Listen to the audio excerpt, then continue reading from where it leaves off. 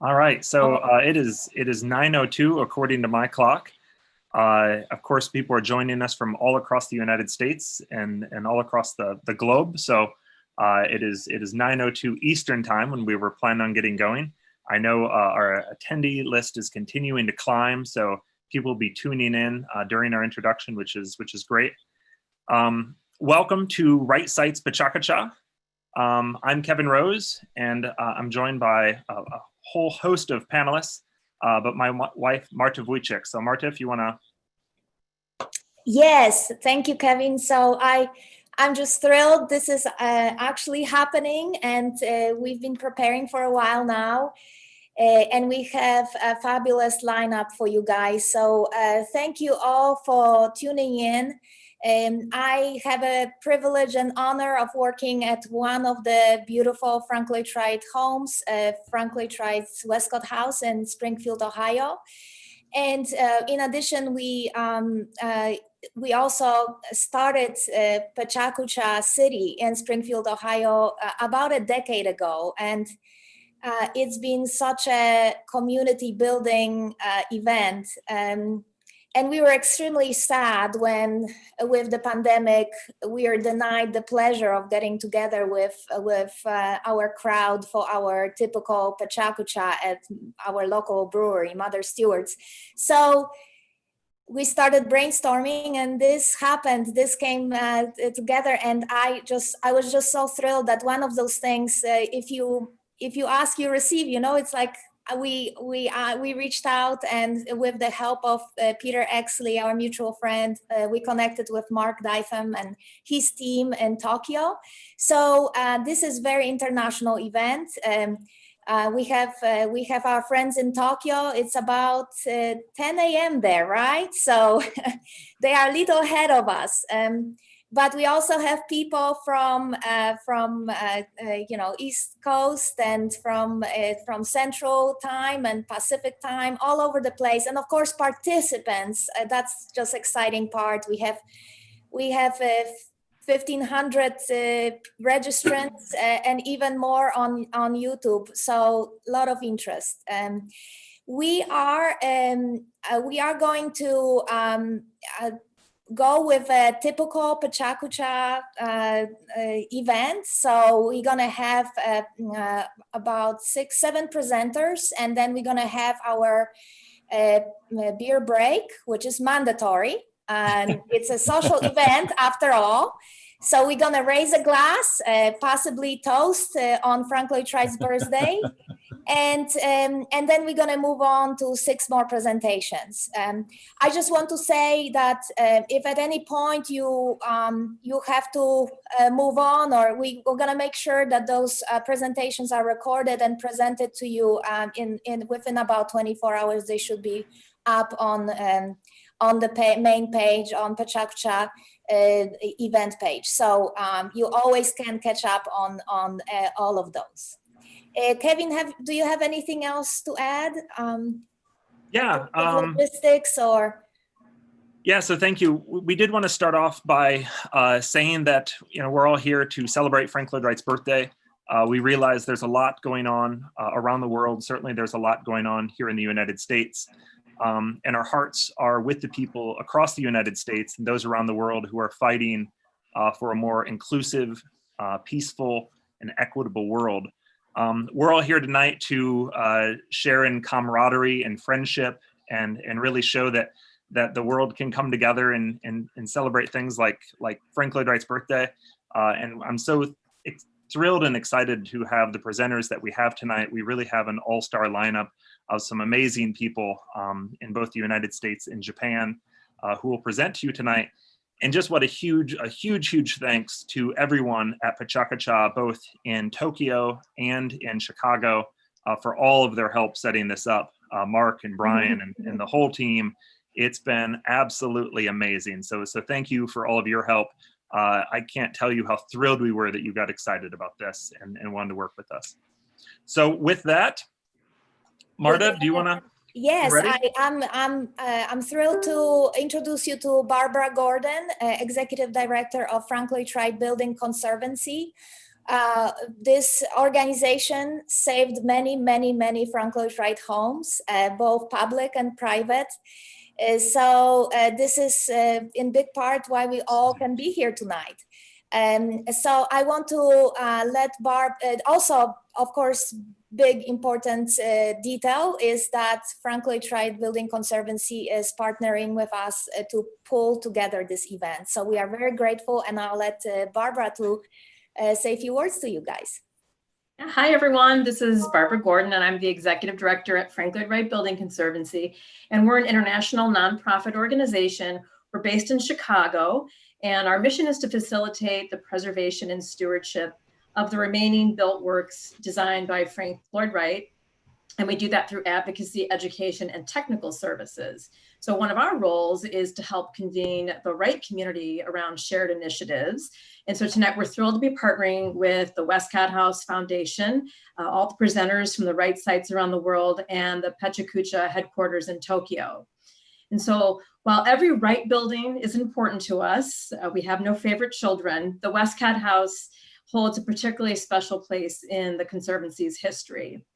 And I show you a slide of, in September 2000, the Conservancy used its revolving fund to purchase the home from the owner who could no longer take care of it. And during the 18 months that we owned Westcott House, we stabilized it, placed a preservation easement on it, which we still hold and monitor. And we started working with local leaders to plan for the full restoration and future operation. And in 2001, the house was sold to the newly formed Westcott House Foundation, who have made it into a thriving cultural and community asset that it is today under Marta's leadership. I'd also like to note that three of tonight's presenters are members of our board: Mary Roberts, Safina Uberoy, and Marcia Shire. And they represent a public site and 2 private homes. So thank you all for joining us. And here's to saving Wright. All right. The funny thing, guys, and this is real, this is live. I just for a second forgot to unmute myself. It's probably gonna happen a lot with me. I'm sorry, bear with me.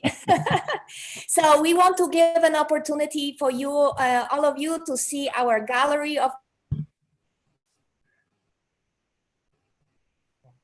Oh, Marta froze for each other. Oh. Oops. Can you hear me now? You're good. Okay, awesome. Perfect. So we are here ready for you. So I think we're gonna start with our first presenter, Mark, who's Hi there. He has a perfect background for this gathering. He's an architect. He studied architecture at the Royal College of Art in London, and then he moved to Tokyo, and with Astrid Klein, he founded Klein Deighton Architecture. And luckily for all of us, they had this brilliant idea of creating PechaKucha that is now in over 1,300 cities or so globally. I'll let you know a little bit later. Oh, yes. Sure. So, Mark, thank you again for making No, this thank you. happen. Just before I start, I just want to say thank you to you, Marta and Kevin, for running PechaKucha Night in your city. How many events have you run there? We are now on 20. We're going to be on 26, volume 20. Amazing. And you have them every few months, and that's what's been really incredible. Yes, this except when we had our first baby, it took over our entire world. So everyone was pretty upset and let us know, believe me, that we paused. Yeah. All right, so why don't I kick off and let everybody know how this works. You know, it's 20 slides, 20 seconds an image. There's no stop, there's no going back one. And so why don't we go? And I'm going to talk about how Frank Lloyd's infiltrated my life. So I was born in Buckinghamshire. This is the area that I was born. and the new city of Milton Keynes was built on my doorstep. And it was just amazing. And this is why I became an architect, because of this city and because of the planning. I used to work in the building on the left, that's Lloyd's Court, when it was finished, from when I was about 14 at school holidays. And it was it's incredible that this city was planned and got built. And it was planned on a flexible 1 kilometer grid, which took into account all the features in the landscape. But you can see from the artist's impression to the actual finished thing, 5 million trees were planted during the construction. So you can imagine my, not surprised because I did know, but when I went to Taliesin East, I saw the broadacre city model. This is the plan that Milton Keynes was built on. And it was Frank Lloyd Wright's vision for a flexible grid that was spread across a landscape.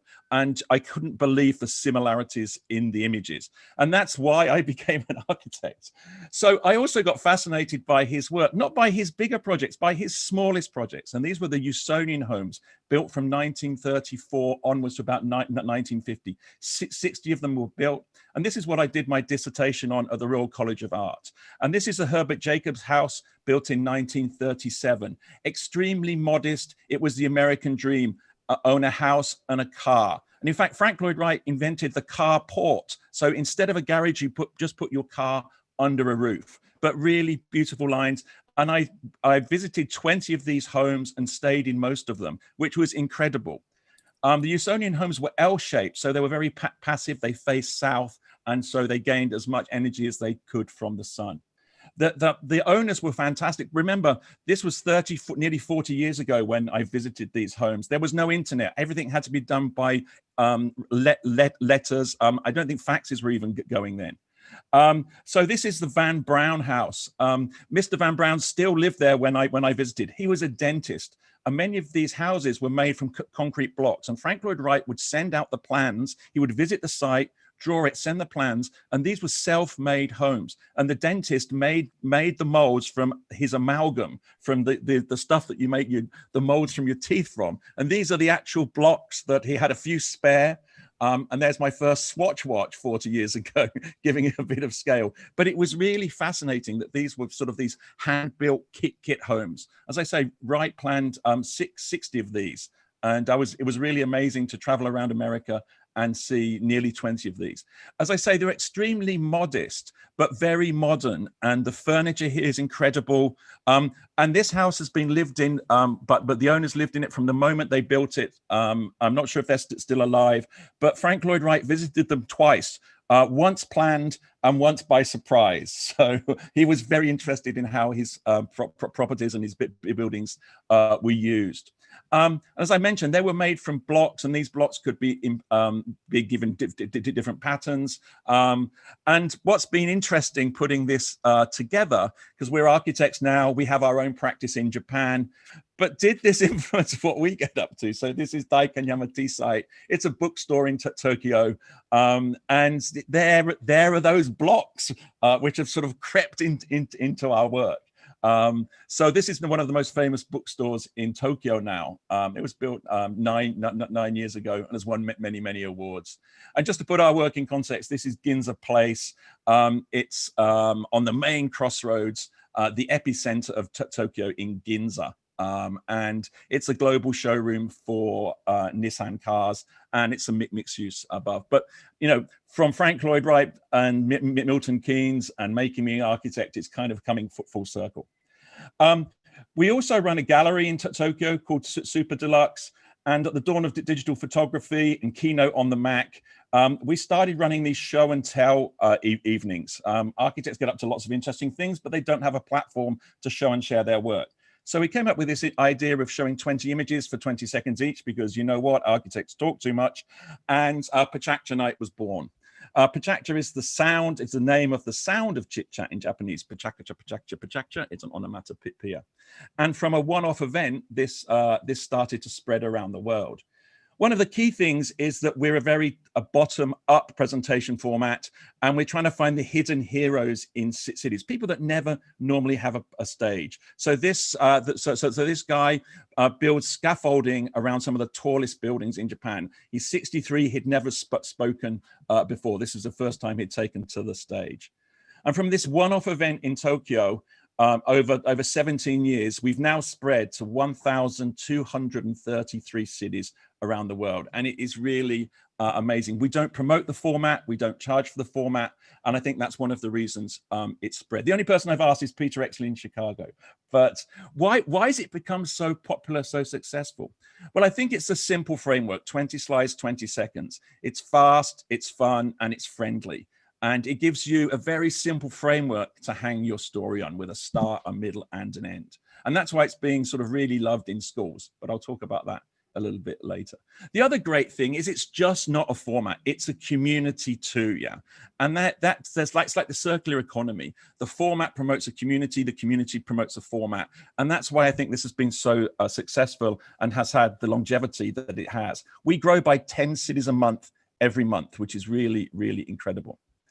And as I mentioned, that schools and universities and offices have adopted this, and we've just released a new product on the website where anybody can upload, voice, and share presentations online. And most of these presentations tonight have been compiled using PechaKucha.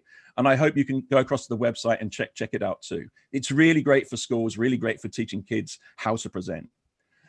And as Martha said at the beginning, all of our presentations around the world suddenly stopped during the pandemic. But on April the 9th, we had our first online event. We called it Inspire. We want to inspire the world with all this positivity. We've held 20 events already, 30 more in the calendar. And we hope this gets us through the difficult moment we're all in right now before we can all get back together live again at PechaKucha nights around the world. Thank you so much.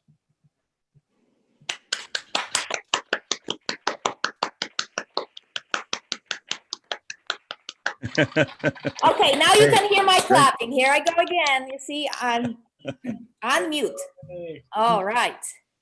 Thank you, Mark. I hope that worked. Isn't that incredible? Did you ever imagine this happening?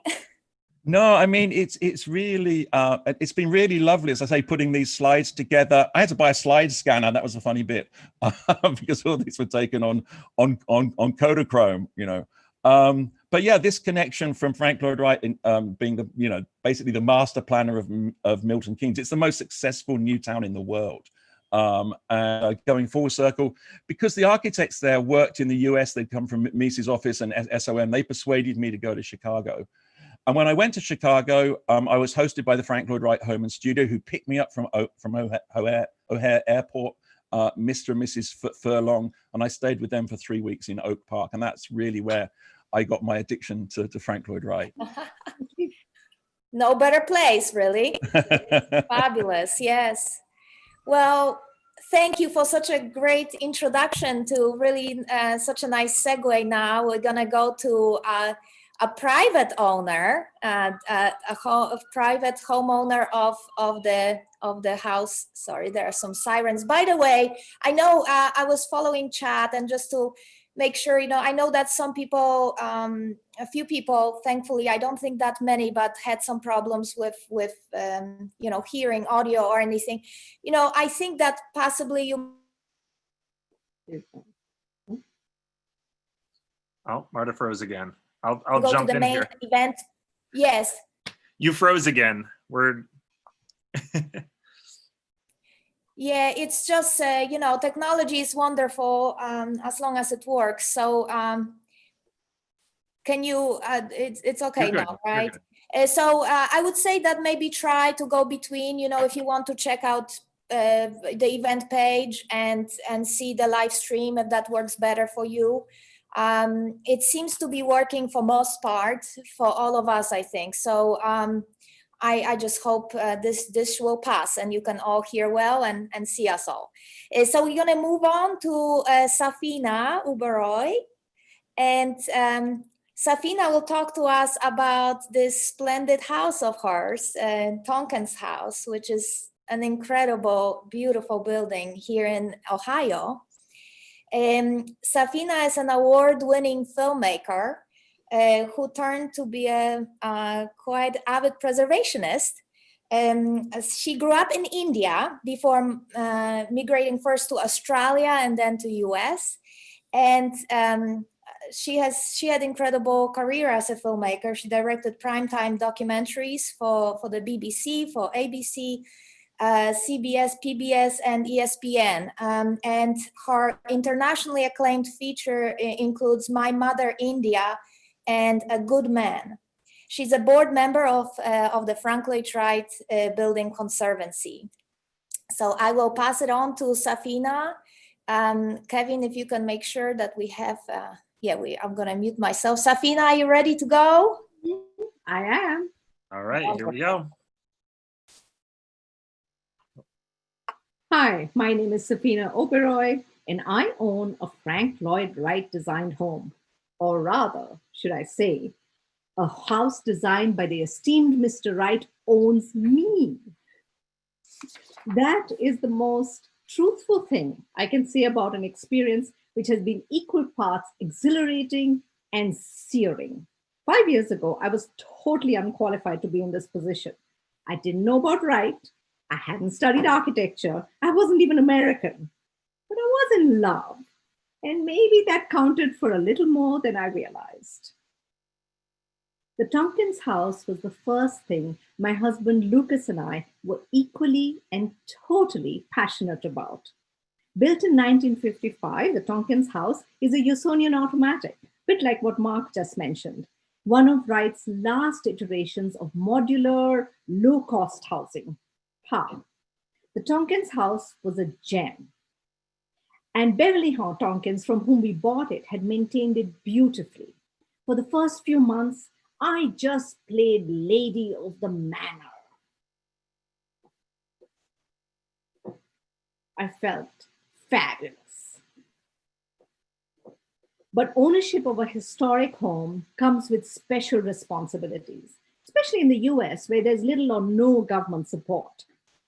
And in fact, when we took on this house and the challenges of it, we had very little idea of what we were going into and no support. This was the roof of the home when we bought it. Yes, that's a tree. Yes, that's all moss. Yes, that's not deliberately a green roof. It's a measure of how self-deception that we convinced ourselves it was an easy fix. Lucas had the best roofers in the state assess it. We got a very expensive contractor, and an architect came and talked down to us about it. We all started work, but then you see this? This is a preservationist's nightmare. This was the work of the contractor who soda blasted the house. You can see the damage where the soda has gone through the blocks. Not only that, in his enthusiasm to overhaul the roof, he removed the copper coping, damaging every one of 292 blocks. We were horrified. How had this happened on our watch? Lucas and I fought all the time during that period. We did only one good thing. A giant barn was built over the house, a massive white elephant, but it was a protective structure which allowed us to take our time to do what was right, pun intended. We began a torturous dance, where even when we worked out how to do something, we couldn't find anyone to do it. There were only two kinds of contractors. One who pretended to want the project, but then never showed up again. Or those who wanted the project, but pretended to be qualified. Frustrated, I went back to school. At the age of 50, I found myself sitting in a room full of bright young architects. I would have been totally intimidated if it hadn't been so absolutely urgent that I learn. I became that annoying student who won't stop asking questions and follows the teachers around. Meanwhile, Lucas did something more practical. He bought me a truck, that truck. If you have a truck, you are swimming in the material reality of construction. There's something kind of utterly liberating and sort of Wrightian, modern day Wrightian about that. I climbed out of depression and into the driving seat. This is my dog Goldie and me going to look for cinder, the ingredient which gave the Tonkens house block their special reddish hue. Cinder was a byproduct of steel production, so no one had it anymore, but we found it under that overgrown hillock. We loaded the entire truck for $100. Our goal was to repair these blocks. You can see from having been wet for so long, they were really fragile. A little tap and the ends fell off. There were 72 blocks which needed to be replaced. It was that bad. Over the next few months, we wooed every mason in this tri-state. No one wanted the job till we found these guys, M Concrete in Dayton, Ohio. And they became the first artisans to work on the project. You can see here, they're making the blocks in the traditional way, but with reinforced concrete, and they're reinforcing it with fiber. And we used it really like a tile. So we cut off the faces of the original blocks, and then we put the new blocks on with mechanical attachments and concrete slurry, which we poured through the top. So really, hey, look at that. Those are our two blocks. One is old, one is new. Even I can't tell the difference. Do you want to guess?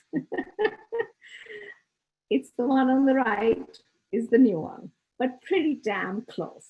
The whole process of this kind of trial and error, took us a year.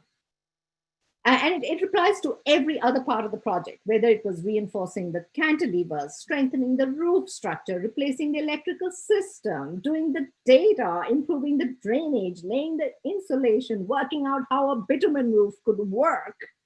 All of that took a long time. But now we have a new contractor, that's Natty Buck Contracting, give us a lot more room and support. Eric Lloyd Wright, Frank Lloyd Wright's grandson, and the entire Frank Lloyd Wright Conservancy has given us advice. Okay, the real point, Lucas and I are still married. Goldie has become the best construction dog ever. It's not a happy ending because owning a Wright house is a never-ending process. But we've learned to have a great time along our journey. Thank you.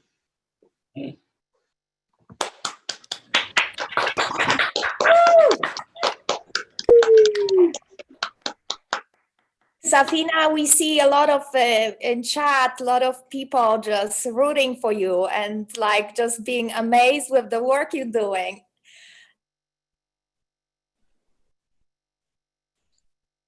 Thank you. Going for preservation degree and to learn and tackle this, it's unbelievable.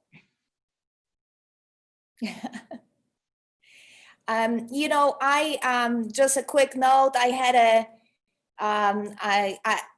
had a privilege of helping to take Eric Lloyd Wright to this house a few years ago. He wanted really to see it because he worked on it as a young man.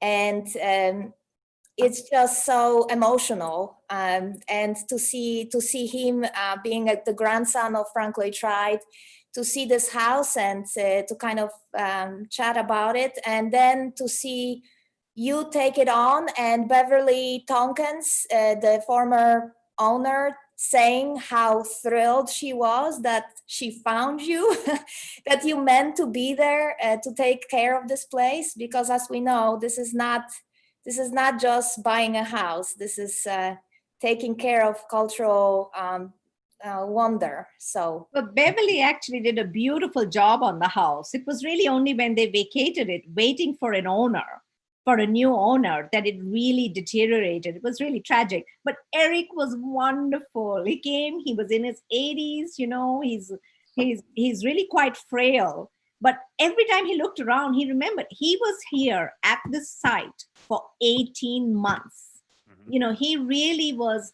Wright wanted him to report as his son and, favorite grandson. He wanted to report to Wright about what it was that was going on with the Usonian automatics and why they were actually not very automatic when you came to building them. What were the challenges? So Eric had all these memories of what made it difficult and what made it challenging, much of which was still true today. For example, the blocks actually have to be really precise. The margin of error is 1/16 of an inch in something which is hand cast.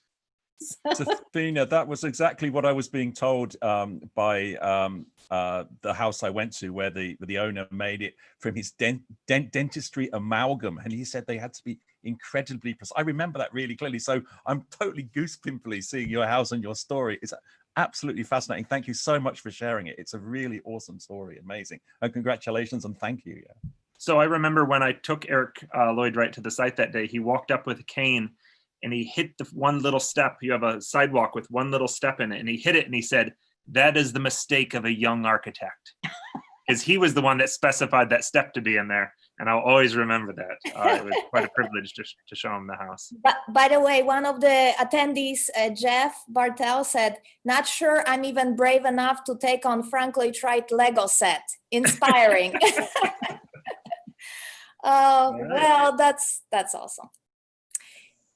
So we are moving to the next presenter, and we're gonna move on to Karen. We're gonna go to Tokyo now, guys. So this is something I also look forward to, because we met with Karen Severns and Koichi Mori here actually in Springfield when they came to share their documentary, Magnificent Obsession, Frank Lloyd Wright's Buildings and Legacy in Japan. So they created this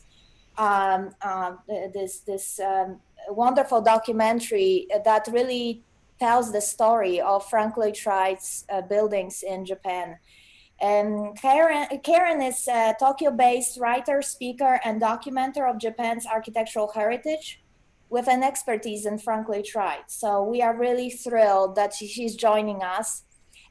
Kevin, just a quick second, because I feel I see you. I don't know if everyone's seeing you, or if we can go to Karen as she starts speaking, right? I hope. Here we are. Great. Awesome. Thank you, Karen. Thank you for being part of this. Thank you for including me in this. I'm neither a homeowner or anything else, and I'm just a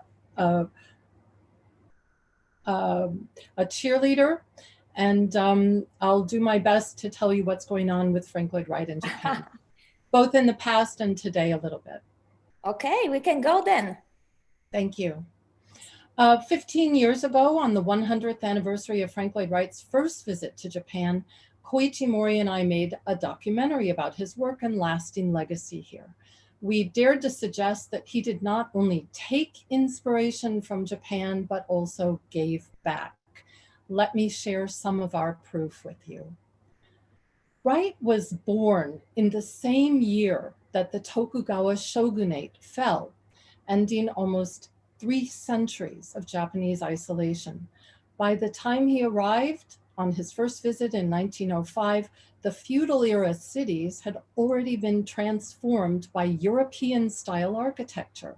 But Wright loved the country's aesthetic charms, and he began working endlessly on designs that might bring him back. Eventually, he spent 34 months here creating his masterpiece, the Imperial Hotel, and some 13 other designs, 6 of which were built.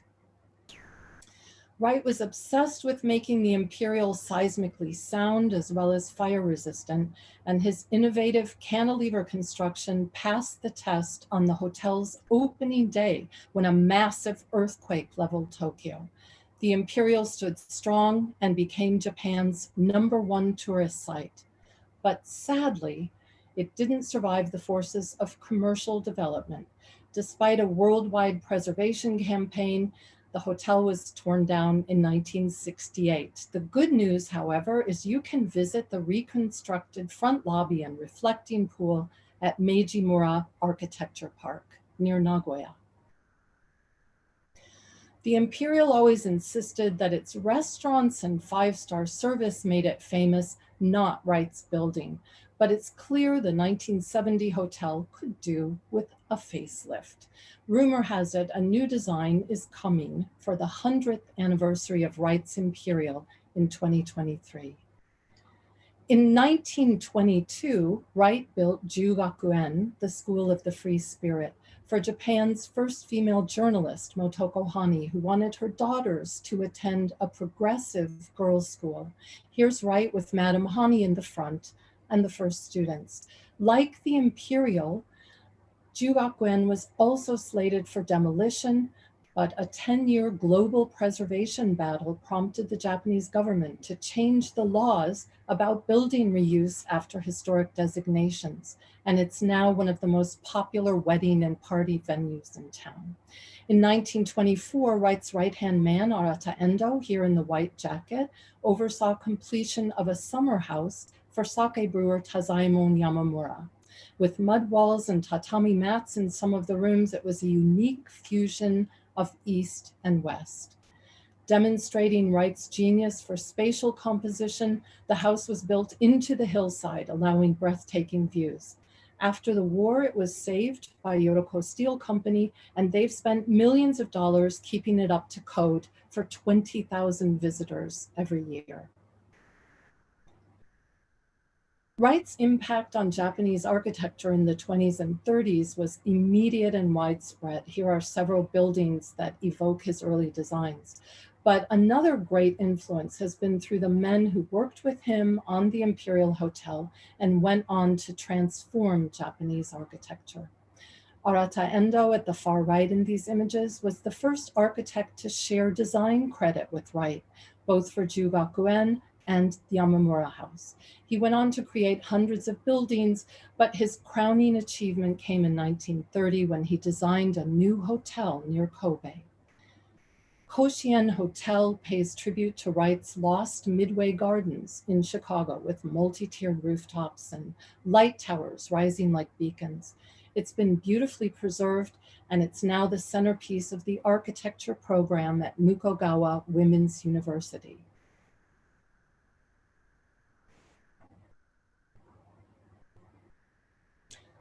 Antonin and Noemi Raymond came with Wright to work on the Imperial in 1919, and they started their own thriving firm and stayed on for another 40 years.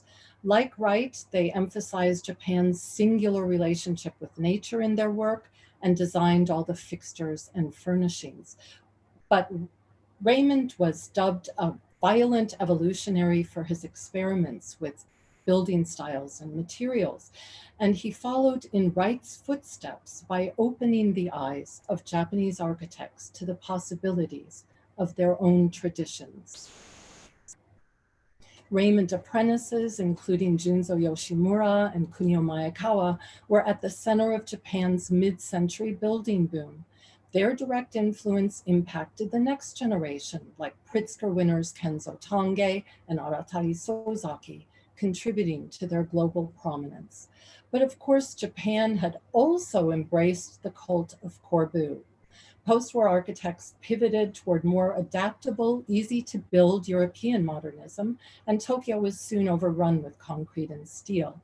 But fortunately, younger architects rediscovered the past. With the rise of Kengo Kuma, Shigeru Ban, Tezuka Architects, and KDA, Japan's mastery of sustainable design has been revived. Using innovative construction techniques, they're producing work in natural materials on a more human scale that is beautifully integrated with the landscape. So we've come back full circle as today's architects re-embrace vernacular traditions that Frank Lloyd Wright celebrated, creating designs that nourish the soul and lift the spirit. Wright built a vital, lasting bridge between Japan and the US, and it now spans the world. 153 years after his birth, his legacy here is alive in the work of his apprentices and their successors, as well as in his remaining 3 designs. So if it's safe to do so, we hope you'll consider coming to visit Japan's Wright sites in 2021. Thank you.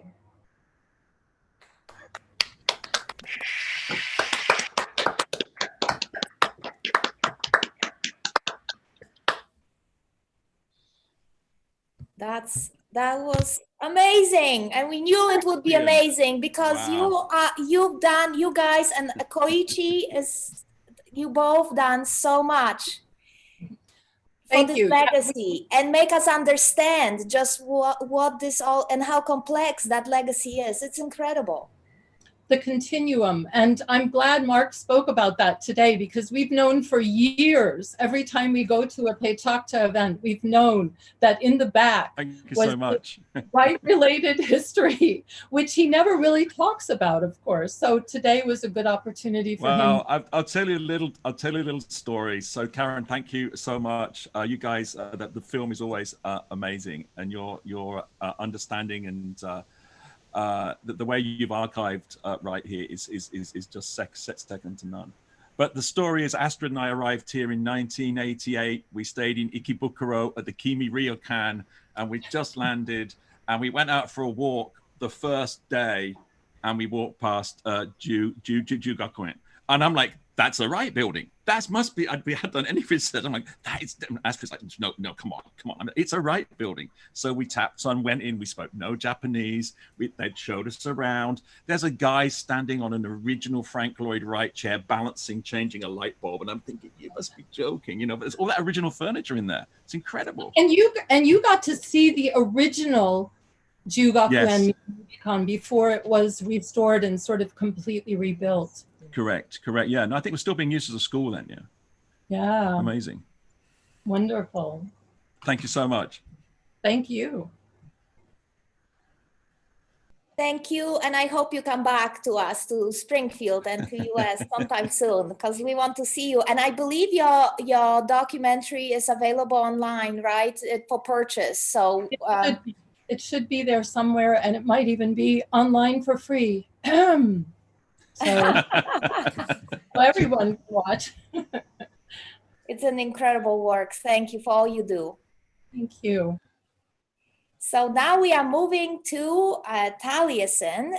Taliesin and Ryan Hewson, who's going to talk about work he does. He works for the Frank Lloyd Wright Foundation.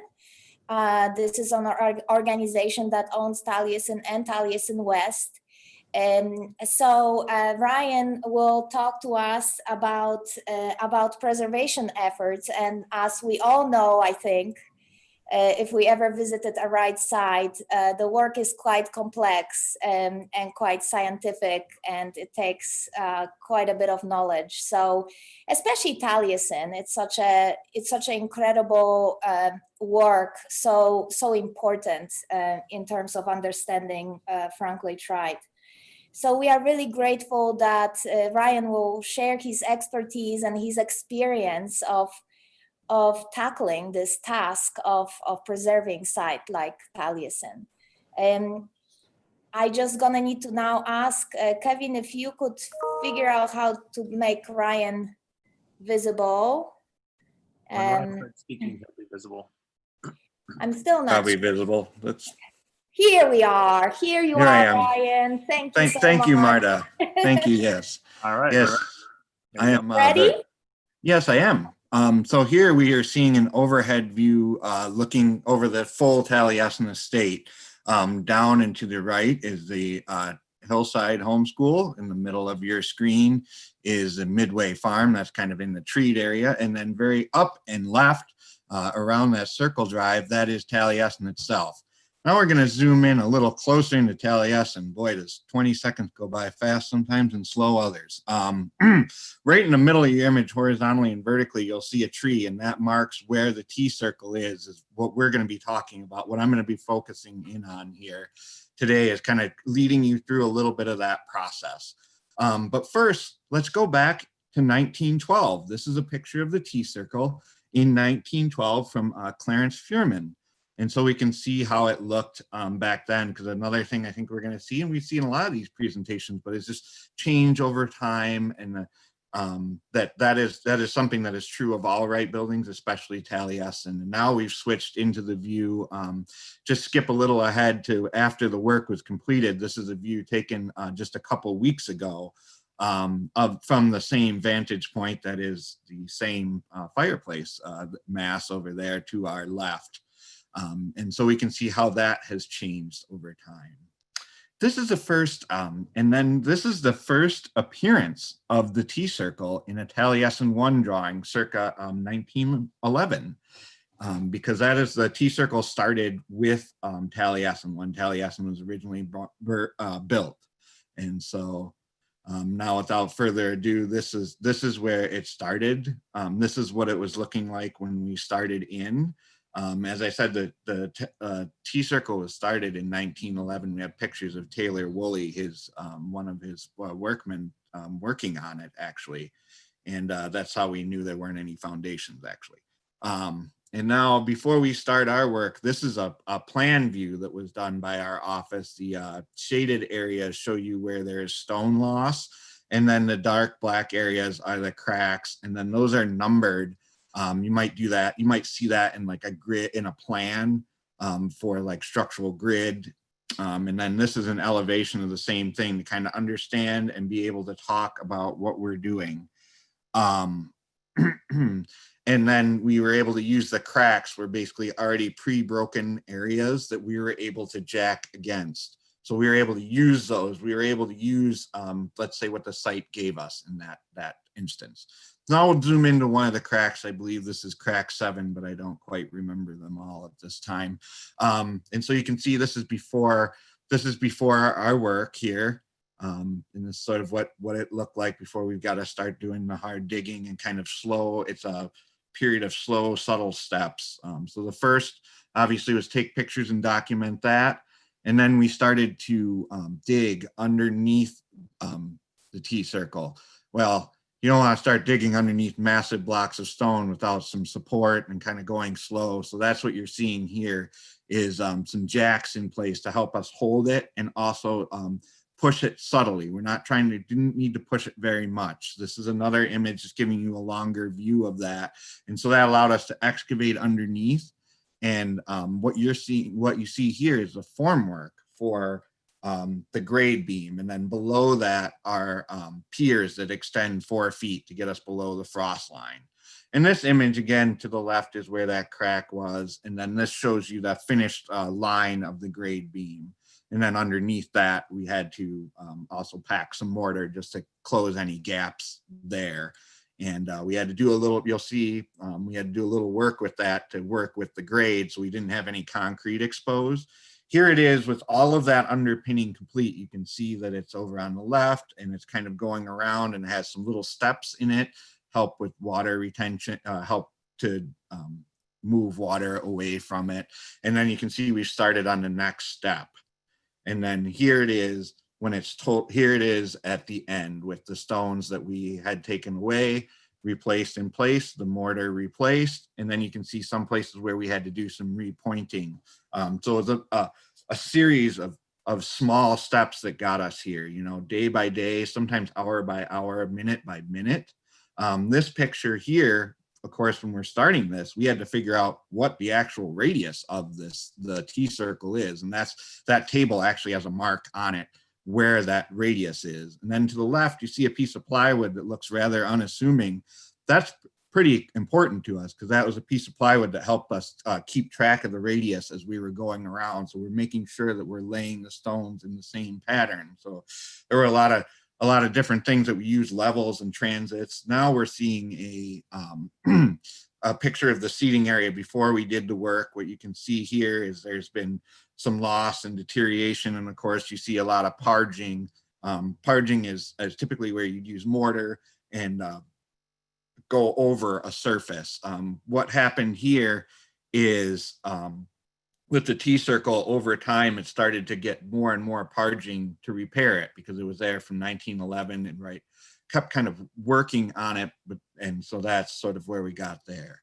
Now you can see, I thought it's sort of nice, maybe cheating a little bit, but it is sort of nice to see them side by side. On the left is the complete and on the right is where we started. So that's sort of how we're, just to give you an idea of how it looks. And then here, just to talk about the change over time again, is the 2020 view on our left, and on the right is the 1912 view. And so you can see over time, some of those oak trees have died. In fact, that oak tree that is in the center of the tea circle is a descendant of those oaks. It was planted. And now I'd just like to take a minute to hear Mr. and Mrs. Wright are enjoying the tea circle in the 1950s or so. And I would just like to thank Mr. and Mrs. Wright, and of course the Taliesin Fellowship for building these buildings, and then my appreciation to our preservation team for all the work that they do. And thank you for taking the time to check in and listen to all these great presentations.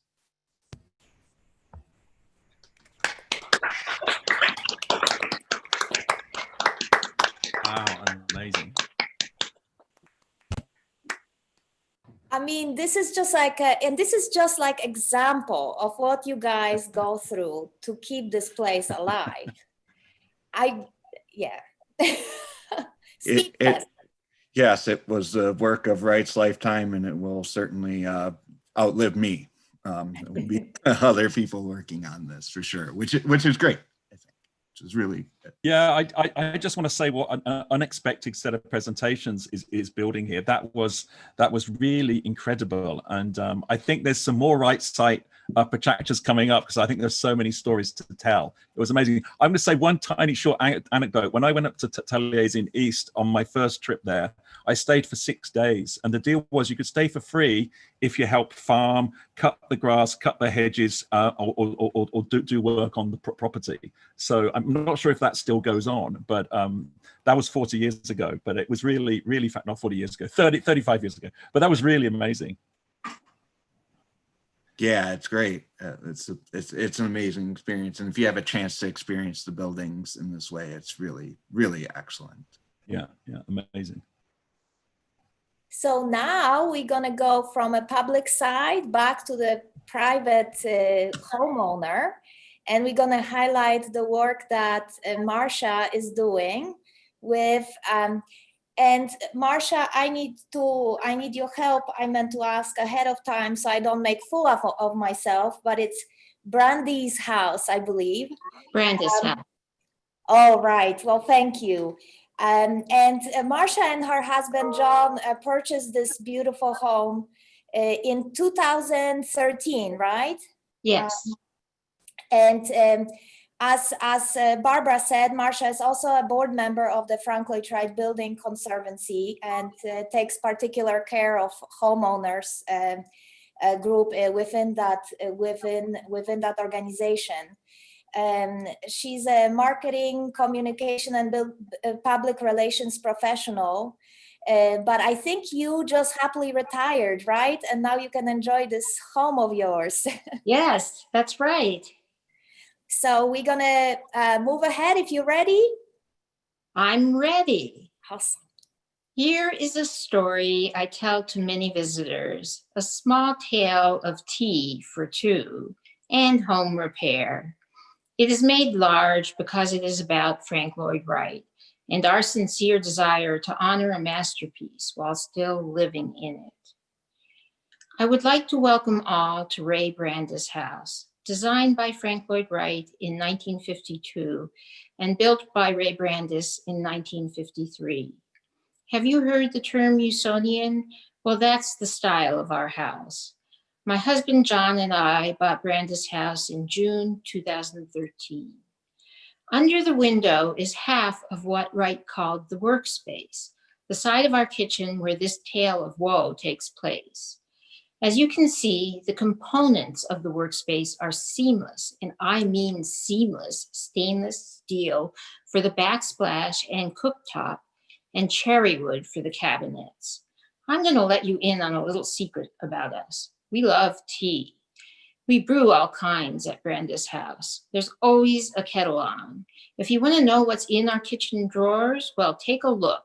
We don't have many, and 2 of them are full of tea. One rainy afternoon in spring 2015, I went to do the usual. That's put the kettle on, by the way. Only when I went to turn the knob on the cooktop, it came off the backsplash and into my hand.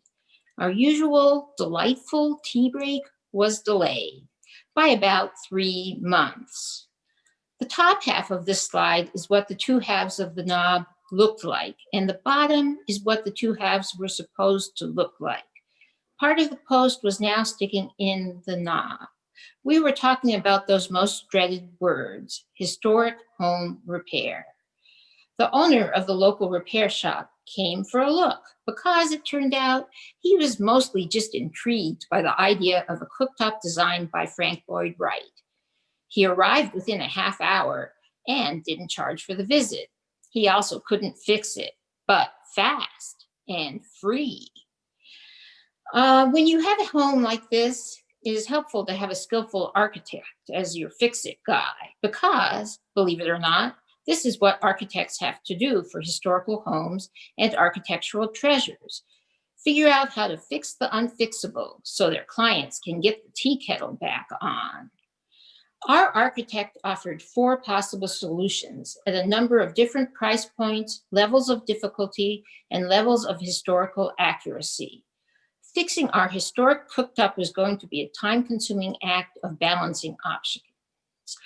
Who knew that a cup of tea could be so fraught? Perhaps easiest and least expensive of all of the ideas was to cut out the original Frank Lloyd Wright cooktop and replace it with one of the name brands. Taking the Frank Lloyd Wright out of a Frank Lloyd Wright cooktop did not sit well. We moved on quickly.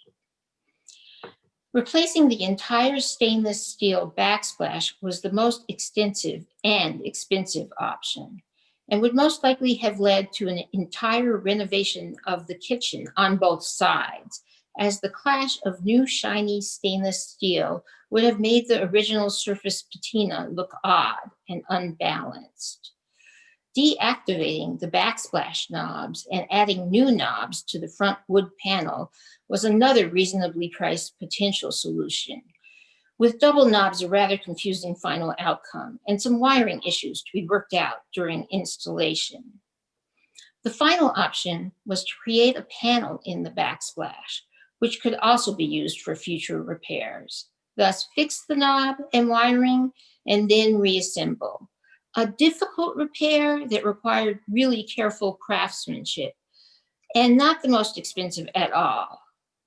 After much back and forth and cups of tea to settle our thoughts, we decided to create the panel in the backsplash, and it was a success. Guests today do not notice unless and until we give them a cup of tea and a story to go with it. We have found that living at Brandes House has been entirely our cup of tea. The experience brings us so much daily joy that it is our pleasure to maintain the house. The house is taking care of us and has become intrinsic to our well-being. We enjoy sharing our sense of wonder with visitors through the Frank Lloyd Wright Building Conservancy. Before the phrase social distancing existed, this is what a tour of our home looked like. We opened Brandes House through the Conservancy with our arms held wide, and you, as our guests, have enjoyed the welcome. Frank Lloyd Wright was a prolific architect, and about 250 of his residential buildings are in private hands like ours. And you can discover more about the Conservancy's special events by going to their website. The Frank Lloyd Wright Building Conservancy seeks to preserve the remaining built work of Frank Lloyd Wright through advocacy, education, and technical assistance to homeowners and building stewards. This is the 30th anniversary of Saving Wright. In 2019, the Conservancy connected 25 new people like you to buy Wright homes through Wright on the Market. A total of 130 building stewards, including us as homeowners with vital projects, were helped. No wonder Frank Lloyd Wright homeowners welcome Conservancy members into their homes. Until we can reconnect in person, the Conservancy has, along with a coalition of public sites, created a weekly virtual sites visit. You can find out more on the Conservancy's home page. Thank you so much for your time today.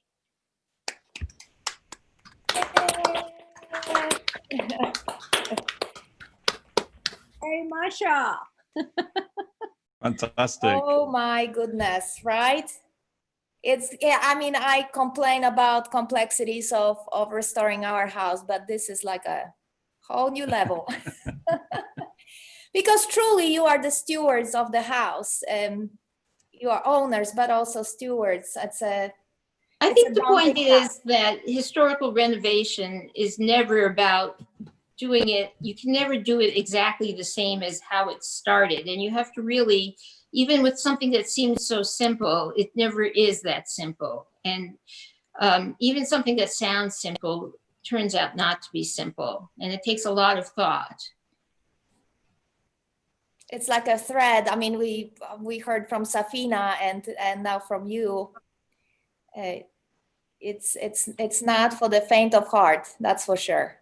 But I think also what Safina and I think many others find, is that it's also a joy, and sharing that joy with people, the people watching this and everybody it's a true joy to have such a wonderful thing. And just being able to share it through this event, through having people come to the house, is a true joy for all of us. I think that's the amazing thing, that you open up your homes to people, and people come in and see them. And I think that's been a bit of a tradition. I think I may be wrong, but I remember when I was at the Herbert Jacobs house, he said, the owner said that Herbert Jacobs put up a sign, you can visit the house for $1. Back in 1937, and he managed to pay for Wright's fees by I think the fees is $1,750, and he had 1,500. He had that number of people come through the door, and that's when he stopped charging. But he paid his fees by people visiting them. I think it was still under construction then as well. Well, I think one point I like to make, and I tried to bring that around, is that all of us together, and I'm including everybody watching, can help to save architecture simply by caring about it. And that's why I included more than just about the house, because all of us, by caring, can help to save these important and other historical homes. Just caring is part of saving. If we don't open up our home, then people don't know that there's something there that is very important. And so therefore they don't know that there's something worth saving. And that is the point that I'm trying to make. Support all of these. It is very important because they're cultural artifacts as well as beautiful artworks. And any way that people want to support them, whether if they have the money or whether it's simply by sharing the beautiful artwork with their friends and showing it to them, that's another way of support. That's fabulous. Thank you so much. Thank you, Marcia, for contributing to Frank Lloyd Wright world in such a meaningful way. And Thank you. We are now going back to public site, and we're gonna go to Unity Temple. And just heads up, we're gonna talk a little about Unity Temple, Westcott House. Then we're gonna get like a 3-minute beer break, and we're gonna continue with Fallingwater, Martin House, Taliesin West. We're gonna hear from amazing photographer, from amazing designer, and from Graycliff. So it's a lot of exciting stuff coming up. So let's move on to Heidi from Unity Temple, who's gonna talk to us next. Heidi Rua has spent most of her career in non-profit work, primarily in fundraising and development, serving refugees, families, and the homeless, until moving into the world of historic preservation. She was named an executive director of the Unity Temple Restoration Foundation in 2018. And she lives in Oak Park, of course, with her husband and 12-year-old boy and girl twins, all of whom have been required to tour more than their fair share of historic house museums. I had to include that because I love it. Moving to Heidi, and Kevin, if you could make sure that we see Heidi now. Once she starts speaking, she'll. Yeah, can you hear me okay? Sorry, I forgot that. Yes. Can you hear me okay? Yes, Yep. Yvonne. Thank you, Ready, Heidi. I'm ready. There you go. All right, so mathematics reveals patterns that help us understand the world around us. It is a science of numbers, yet requires human observation to discover truths. Fractal patterns are a single shape repeated at different scales, observed here in a Jackson Pollock painting, tree branches, or the Romanesco broccoli. Research shows that patterns actually can help relieve stress. So when I sit in traffic sometimes, I stare at the cars in front of me, and I'll rearrange the license plate numbers to relieve my traffic-induced stress. So in this example, if you add the first set of numbers together, they result in 15. The second set, if we divide 6 by 3, multiply by 8, and minus 1 is also 15. Discovering patterns can help reduce anxiety, which brings us to number sequences, a pattern of digits that are linked by a common rule. One of the most well-known and my personal favorite is the Fibonacci sequence, a numerical series where each digit is the sum of the previous two. So 1 plus 1 is 2, plus 1 is 3, plus 2 is 5, and so on. The Fibonacci numbers are nature's numbering system. They appear everywhere, from the number of petals on a flower to the spirals that appear on a pineapple to the scales of a pine cone. In this pine cone example, you can see that there are 13 spirals in one direction, 8 spirals in the other, and these are both, of course, Fibonacci numbers. So let's take the first few Fibonacci numbers and plot them on a graph, starting with a 1 by 1 square, then another 1 by 1, then a 2 by 2, a 3 by 3, and so on. Then, if you draw a curved line starting at the corner of the first square and repeat it in each expanding square, the result is this beautiful spiral known to many as the golden spiral. Visual examples of the golden spiral in natural phenomena can be found in galaxies, hurricanes, waves, and shells, just to name a few. So note the golden spiral is overlapping the photos here to demonstrate this point. Also keep this nautilus shell on the left in mind, as we will be revisiting it in about 80 seconds from now. When dividing any Fibonacci number with its preceding number, you'll see that the higher the numbers, if you go down the left side of your screen, the closer the quotient gets to the golden ratio proportions of 1 to 1.618, which is also known as the Greek letter phi or phi. These proportions are believed to be the most pleasing possible. But we can't talk about numbers in nature without addressing color. All colors are represented by a numeric code based on the Munsell color system, specifying 3 attributes of chroma, hue, and value. In building restorations, often a paint analysis is performed, like you see in the upper right corner, and it determines the color of using the Munsell code. So leaving all the mathematics aside, we know that patterns and ratios are important as they naturally attract people's attention. The phi grid shown here can help visualize the golden ratio and can be used in landscape photography to help build a strong focal point, creating order and balance within a composition. So there are many different points and lines on which a building can be measured. So a person's perspective does play a role when layering the phi grid or the golden spiral over photos. That said, it has often been taught that the history of the golden ratio is apparent in ancient Greek designs, like you see here in the Parthenon.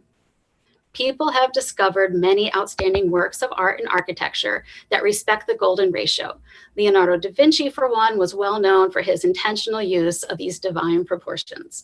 However, we should acknowledge that many of these works were accomplished without the artist actually claiming their conscious use of the ratio. So finally, we're getting to Frank Lloyd Wright. Many have debated whether or not Wright intentionally created his designs using the Fibonacci sequence or the golden ratio. To me, this is a moot point. Wright was inspired by organic forms of nature in which these patterns frequently appear, intentionally translated these forms into his architecture. Wright has self-defined his work as organic architecture and had long been interested in complex natural shapes, which can be observed in one of his most notable works, the Guggenheim Museum. The design, some believe, is rooted in the Fibonacci sequence because the Guggenheim spiral imitates the nautilus shell, all calculated on the base of this principle. In many of Wright's works, the 1 to 1.618 ratio played a central role. Some examples of Wright's art glass designs that incorporate the golden ratio are from the Walser House on the left and the Coonley Playhouse on the right. Note how the grid and spirals are repeated throughout the glass design. The Rollison row houses in Chicago are clearly influenced by Louis Sullivan and make up the only attached townhouse collection in Wright's career. They seem to be a literal template for building a footprint with a length to width ratio of 1 to 1.618 and a design that traces the golden spiral repeatedly throughout the buildings. Another way to observe the golden ratio is within this elevation of Roby House. The measured area spans from the far ends of the second floor roof. The distance from the left end of the eave to the exact peak of the top roof is 62% of the house. And guess what? 1 divided by 1.618 is rounded to 0.62 or 62%. The Winslow House provides us with a great example of how the fee grid fits within the design. So notice how the brown decorative banding fits almost exactly within the middle section, leaving the base of the house and the roof sections each measuring at 1.618. The golden spiral centers perfectly on the facade and is in proportion to the grid. Now we are looking at the floor plan of Unity Temple, which is, of course, my favorite Wright building. In considering the fee grid, we can see that the sanctuary fits mostly within the left side of the grid, with the lobby in the middle and Unity House on the right. The spiral connects the building beautifully from the top right corner of Unity House throughout the sanctuary. The symmetrical facade of Unity Temple fits within the design principles of the golden ratio. Note in particular how the golden spirals align within the face of the building, whether or not these considerations were intentional. Unity Temple and the other buildings we've observed appear to have been built with these patterns and proportions in mind.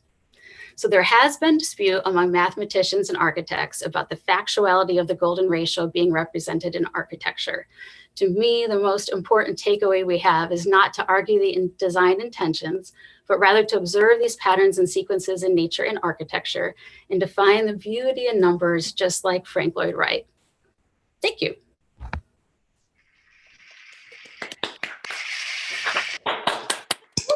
Bravo. So Heidi, how wonderful. There was like in the chat, there was a question if this was intentional or not. And like immediately you felt that vibe because you responded. That was a happy accident. Well, I've known Heidi for a long time, and this is a whole new side of you, Heidi. I had no idea. She's a spelling bee champion too. Barb knows too much. You know, it's an important reminder that architects need to know so much. It's mind-blowing, really, to be really good at it. It's multidisciplinary. It's amazing. Yeah, and I think it's important that very possibly people are making this intention to use all this math and numbers and proportions in their work. But I think a lot of people, probably including Wright, this is just what they see and it's just what they know. So either way, it's just exciting to see what's behind the finished product that we see.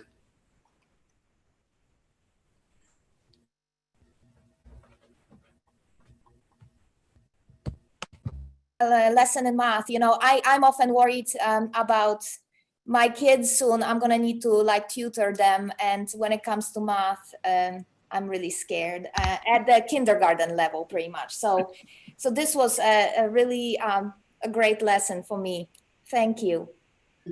All right. Oh, it's a great. Sorry, no, it was a great. It's a fantastic presentation and something that I've been trying to explain to my kids, and I think this is going to be perfect for that, for their maths lessons. And it is amazing how nature and numbers connect together. It was a really, really clear and exemplary presentation. Thank you so much.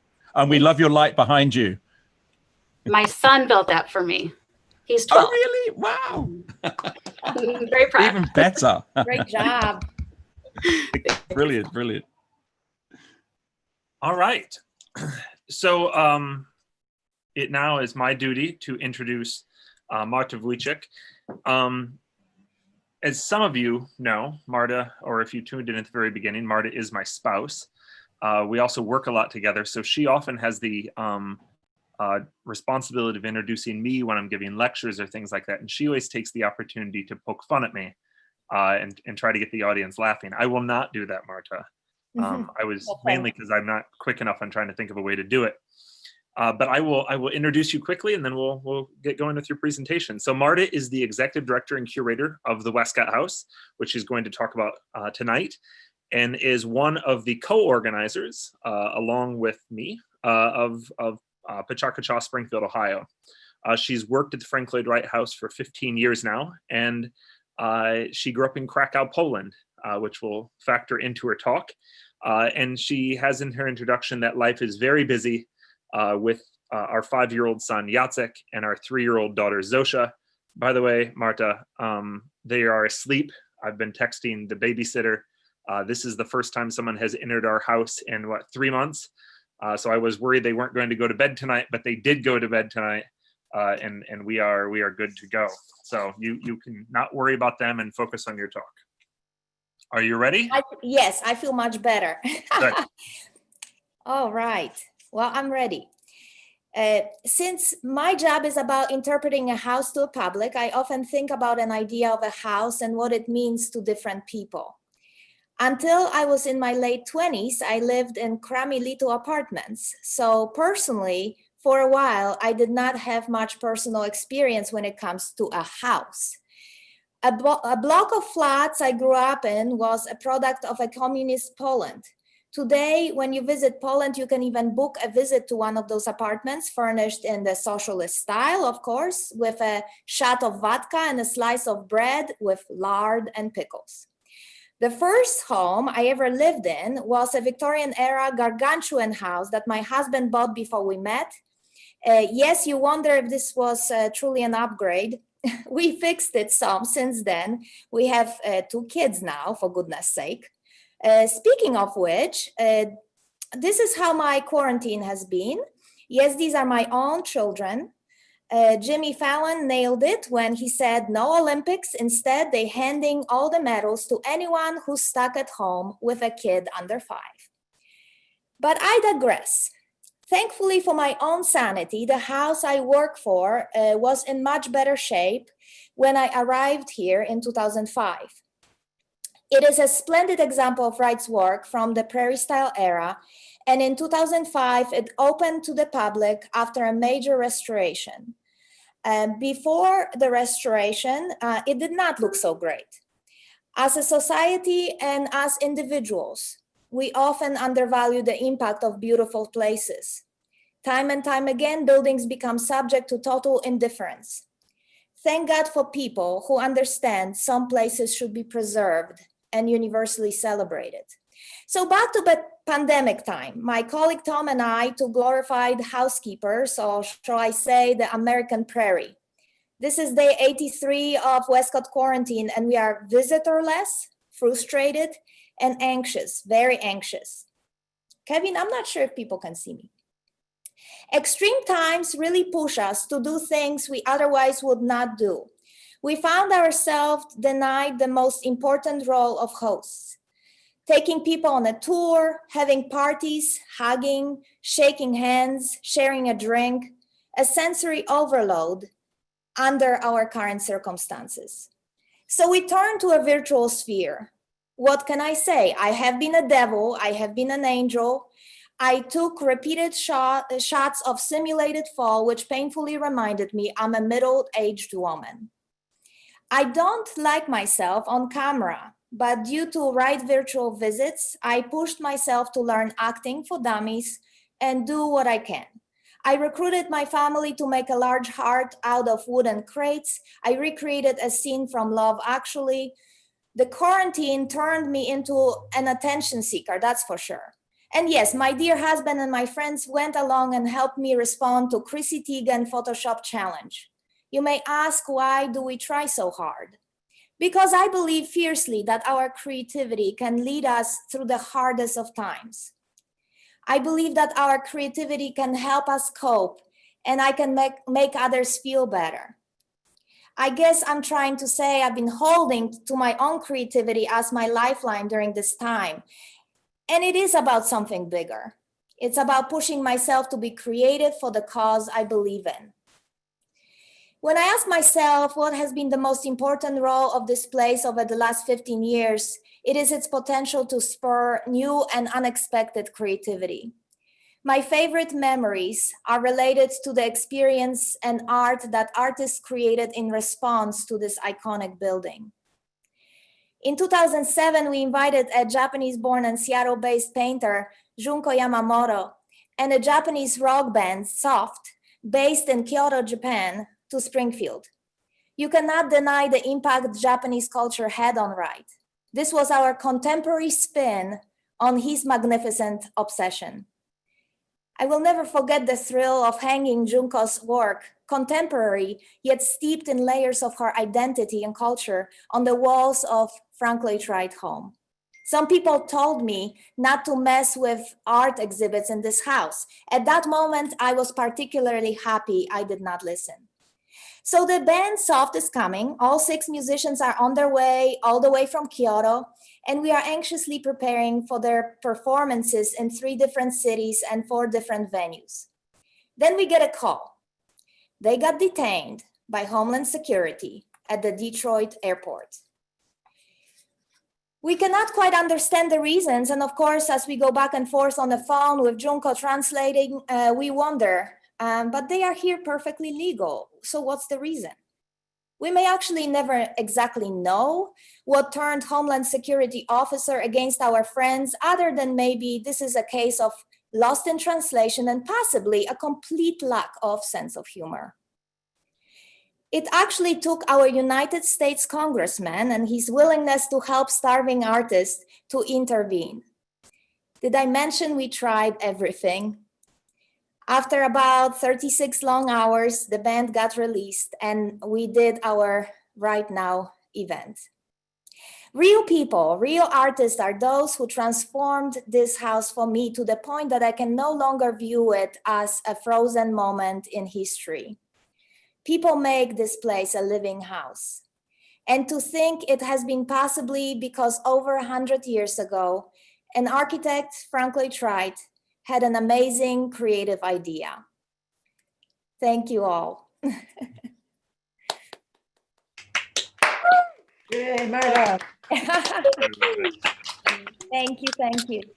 So Marta, we could see you. You said that in the middle of your talk. You were. I'm so sorry. You were. It was perfect, Marta. Yes. This is a lesson for someone who's trying to hope run it and yeah. But I made it through. So. Marta, can we just confirm that that's not a virtual background behind you? Yes, so I actually am in a house. Yes, this is not fake.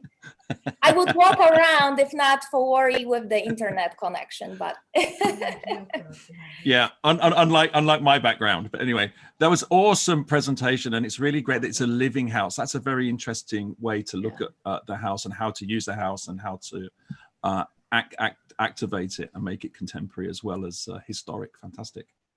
Well, I thought you would appreciate the Japanese connection because yeah, and it's again always Japanese connections, huh? Yeah, it's really, really, really brilliant. Thank you so much. Well, thank you so much. So I think it's time to raise a glass, right, and have a quick break. If anyone wants to grab a drink, and we're gonna continue. We're just gonna have a toast and then continue, right? So Yeah, we'll take a very short break because it's 10:30 on the East Coast of the United States, and we want to keep moving into the second half, but give everyone a chance to get up. Look at that, Billy. Thank you. Oh, Mary, you see, everyone is kind of equipped. See, we've all got our. We're all branded here. So I don't know if you can see mine. These are PechaKucha beers. We worked with Heineken. And they were a friend of PechaKucha's. They are a friend of PechaKucha's, and they made all these amazing bottles for us for all of our cities around the world. Yeah. Hold on. There's one more. I have loads, but there's one from PechaKucha London. Yay! Oh, that's wonderful. Heineken. That's a small brewery. We work with Mother Stewart's, which is here in Springfield. Yes, global right. phenomenon. Right. Here we go. Wow. I think they need to do a PechaKucha special edition. I think we need to get a thing going around the world. Yeah. Yeah, Heineken is pretty much border to border across the globe. That's amazing. That's awesome. But it's what time is it here? I can't say Astrid, but it's 11:15 or 11:20. So I've got my iced coffee. Oh, don't scare us. This is 10:25 in Eastern time. So yes, we do have to. I remember how amazing it was the first time I chatted with someone who was the next day ahead.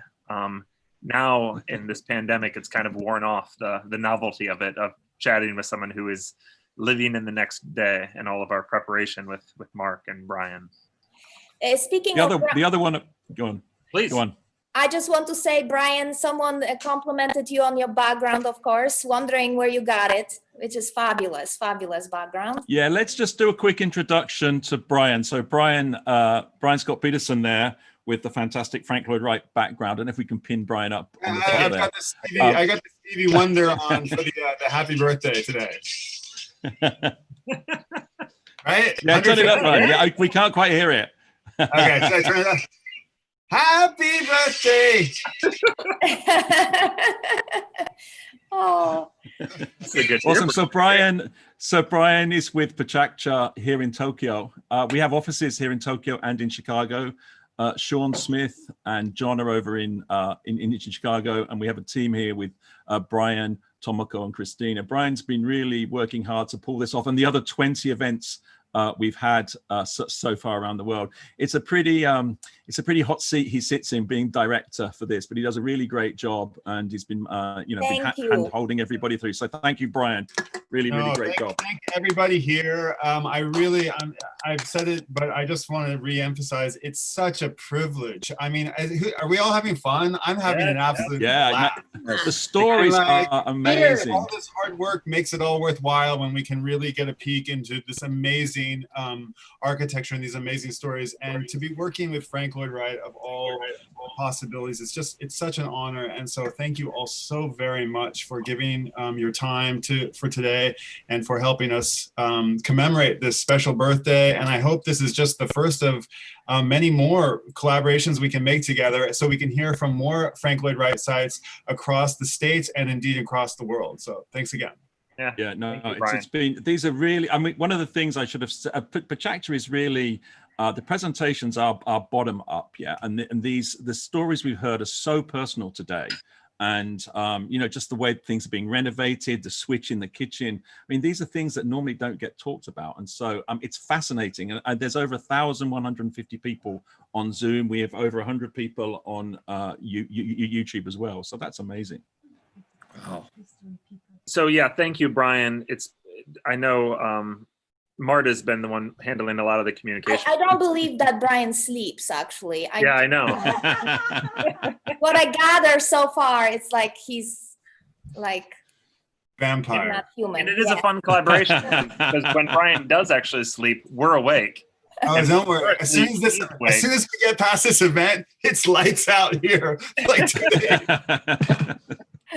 No, actually, the post-production task starts immediately after this, and we're going to do our best to get all these presentations onto our website, onto PechaKucha.com, and we have an event page for this. All of these presentations will be uploaded to our website, and we encourage everybody who's tuning in to go check those out, share them far and wide, so we can, get the maximum reach and celebrate as far and wide as we can this architect who we all love so much. Well, good. Well, thank you, Brian. We also want to, before we get going, we'll get started right now, but we want to also thank Andy Hayes with Hucklebuck Design Studio, who did a lot of the graphics that you're seeing throughout the presentation. He's a designer with a global reputation, works with some pretty major national brands in the United States. I know he's joining us. He's tuning in. He's streaming this. So thank you, Andy, for all of your work. You're such a resource here in our community and then again across the globe. Well, we are going to let's get going. Fallingwater. Let's do it. Yeah. It will take me a second to get the slides where we need them. We never put up the beer break slide, so just give me 1 second. Okay. Do you want to talk about support? Why don't you put the beer break slides up? Were you going to talk? Somebody was asking in the chat Yes. about help and the way we can help, because obviously for the last 2 or 3 months, nobody's been visiting any of the homes. And I know that's a major source of income to generate cash to help keep these homes alive. And if you've heard, it costs quite a lot of money. So there's been no revenue coming in. And one of this was to raise awareness of that. So there you go. So if you get your so if you get your phones out, you can scan that code, and it will take you to a donation page. Is that right, Marta? Yes, yes. Thank you for putting it up, guys, because that's the thing. We want to take opportunity to just increase awareness. And first of all, you know, the main page of the event gives you links to all the public sites, so you can go and go to those particular sites and support them. You can also just click donate button, and that whatever people donate will be given equally to all the participating sites. And if you already support any of us by financial support and participation, we thank you from the bottom of our hearts, and we thank you for keeping us in mind during this time and participating, whether it's in person or virtually. We're gonna start reopening. Some of us are working on that, but as we know, even when we reopen, the situation is really causing us a lot of anxiety, because obviously the tourism is not up and running like it used to be, and it's gonna take a while. We need to face that. So any bit helps if you guys are interested, and we encourage again to get familiar with right sites in your area and finding way to help. Great. So I think we're ready for Justin and for Fallingwater, right? Hey, Marta. Yes. Hi, Justin. How are you? Good.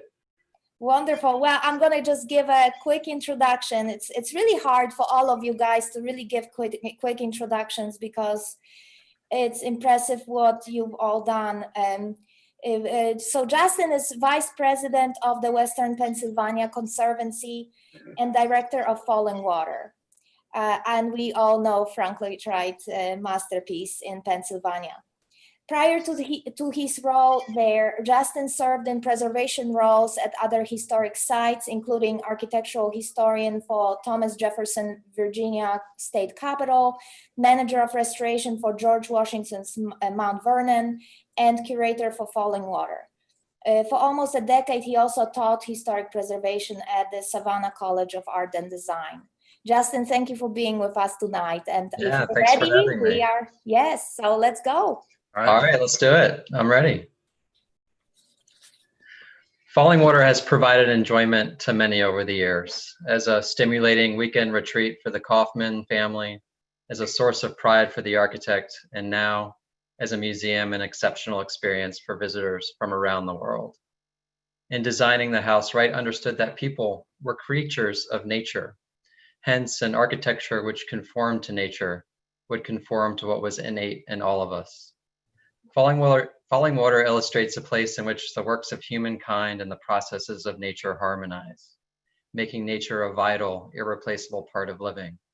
That's the source of the house's powerful subliminal appeal. The story of Fallingwater starts with Pittsburgh, the nation's forge. Virtually everything about the city offended Wright's ideals of organic architecture, of living in unison with the land. Once when asked how Pittsburgh could be saved, Wright simply replied, it would be cheaper to destroy it. To escape the pollution, Pittsburghers traveled east to the ridges of the Allegheny Mountains. A pair of dramatic waterfalls, one 20 feet high and the other 10, along a stream called Bear Run, became a retreat from the city. By the early 20th century, a campground of rustic cabins had grown up around the falls. Now enter the Kaufmans, owners of Pittsburgh's largest department store. A socially conscious employer, Edgar Kaufman, discovered this camp and began leasing it as a vacation place for his employees. Edgar, along with his wife Lillian and son Edgar Jr., gained an affection for the land and began thinking about a formal vacation house. Frank Lloyd Wright was their architect of choice. After visiting the site, he was immediately drawn to the falls. He'd been fascinated with waterfalls ever since his visit to Japan. And like the shrine at the base of Ono Falls in his Hokusai print, Wright envisioned a house for communion with the spirituality of the falls. Wright composed the design to the music of the stream, taking inspiration directly from nature, while at the same time abstracting its forms to create an entirely modern language that avoided imitation. The result was a house unlike any other, one that seemed to grow from its site. Remarkably, the Kaufmans didn't run the opposite direction when they saw the plans. Instead, they embraced the challenge. The innovation appealed to Edgar Sr. For Lillian, Fallingwater offered a place of repose, as well as an incomparable spot to entertain. And for Edgar Jr., a student of art, the house was an inspiration. Construction began in 1936, with labor supplied mostly by locals trained on site.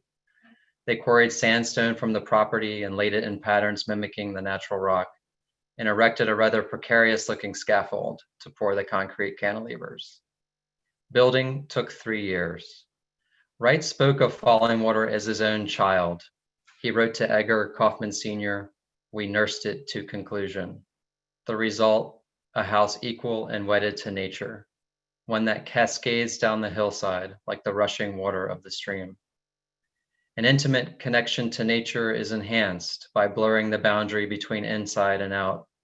This is most dramatically and directly illustrated by the living room hatch, which is more than just an opening in the floor. The hatch allows you to descend and physically connect with the stream. Water can be viewed, heard, smelled, and experienced. For the interiors, the strong horizontals and intersecting planes of the furniture reinforce the themes of the architecture. And while interiors are inviting, Wright directs your attention outside with the low ceilings and the expanses of glass rhythmically enframe views of the landscape like Japanese folding screens. After the death of Edgar Sr. and Lillian in the 1950s, Edgar Kaufman Jr. held on to Fallingwater for another decade, at which point he donated it to the Western Pennsylvania Conservancy in 1963, realizing the impact it could have on people's appreciation of nature. He understood Fallingwater like no one else. Once, when asked to describe Fallingwater in one word, he responded, "Romance." Ever since the house opened to tours, thousands have visited to experience that romance. It's the house's ability to touch something deep inside us by engaging all the senses. Fallingwater is regarded as an exemplary work of art, one of Wright's masterpieces, but it's not without faults. The cantilevers have been post-tensioned to prevent their collapse, and a regular regime of preservation is necessary to battle the effects of water, the very element that inspired the design itself. Despite its failures, Fallingwater represents a spirit of ingenuity, what's possible when conventional thinking is stretched to its limits. The house's success lies in its ability to inspire creativity, which is why the Kaufmans invited great thinkers to Fallingwater, like Albert Einstein in 1939, to discuss the protection of Jews trapped in Nazi Germany. And it's why we established the Fallingwater Institute, to keep the Kaufmans tradition alive. Based at our High Meadow facility, learners of all ages are invited to gain inspiration from the lessons of Fallingwater through critical discourse and hands-on learning. The Kaufmans hoped Fallingwater would forever serve as a living laboratory where deeper understandings of art and nature might occur. Because of this wish, the Fallingwater Institute regularly welcomes artists and scholars in residence. The outcomes are astounding, like this textile designed by Eleanor Pritchard. But most rewarding is when we can connect with the younger generations through our residencies. Of course, our summer programs will go virtual this year due to the current crisis, but we'll still get the chance to excite youth about the power of architecture and harmony with nature, which is the foundation for everything we do. I'll end with our distance learning challenge, which is called the Gnome House Design Challenge. Now, everyone can connect to cute gnomes and everyone can connect to nature. These things are universal. So sign up and learn the importance of design that respects both nature and the client, regardless of who they are, even if they're gnomes. It's one way we can better the world for the future. Thanks.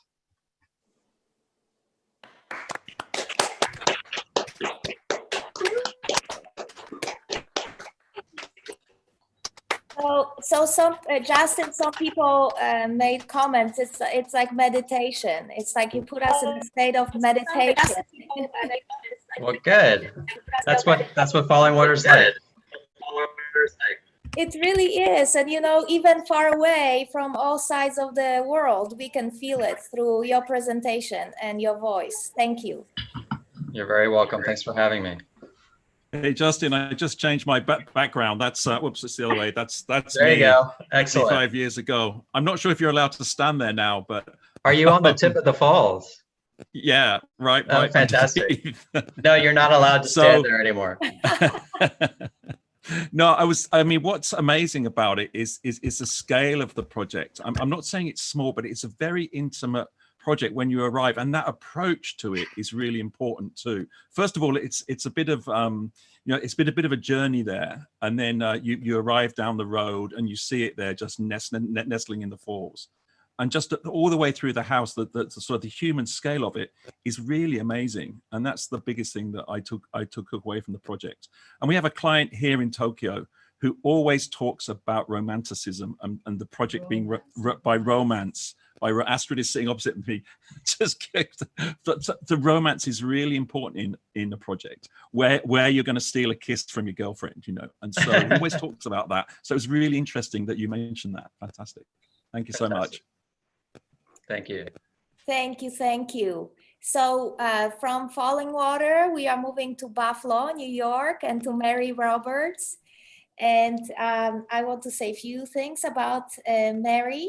She's executive director of the Martin House Restoration Corporation, an organization that did just an incredible job to restore, preserve, and interpret Martin House. And it's, if you've never been, it's definitely one of the Wright's greatest early career residential works. And it's really, I mean, it's such a wonderful complex with so many buildings. The Martin House Estate is a National Historic Landmark and New York State Historic Site. Mary will talk to us about that special place. So Mary, are you ready? I am ready. Wonderful. Thank you to Marta. Thank you to the Frank Lloyd Wright Building Conservancy and our friends from PechaKucha for organizing this event. I'm going to start by saying the Martin House Estate is a unique and extravagant commission wherein Wright designed 6 buildings in combination with extensive landscape, art glass, interior furnishings, and decorative elements. So, if you didn't know it, Buffalo, New York has world-class architecture with a collection of Wright design buildings and major commissions by Louis Sullivan, H.H. Richardson, Burnham, the Saranins, a Frederick Law Olmsted designed park system, and unique structures like our grain mills. The overall quality of architecture in Buffalo's legacy is among the best in America. A visionary artist and a revolutionary force in the modern culture of the early 20th century, the young Frank Lloyd Wright found a singular patron in Darwin Martin, who would become a lifelong friend and who would lead him to some of his most important commissions, including the Larkin Building, as well as the city estate and a summer home for the Martins. In the first part of his career, Wright's genius was marked by his vision to create a new form of American architecture based on the open landscape of the Midwest prairie. At the Martin House, he redefined traditional concepts of space by connecting the built environment to the natural world in novel ways, calling this design a domestic symphony. Built 1903 to 1905, the estate consisted of the Barton House, built for Martin's sister, the main 15,000 square foot main Martin House, a glass roof conservatory linked to the Martin House by a 100-foot long open air pergola, and a carriage house complete with chauffeur's quarters. And in 1909, a gardener's cottage was added to the plan. Wright designed or selected every aspect of the estate's decorative elements. Nearly 400 art glass windows or doors or skylights, extensive furnishings, both freestanding and built-in, light fixtures, statuary, Japanese prints, and a spectacular glass mosaic fireplace were all part of Wright's integrated design approach.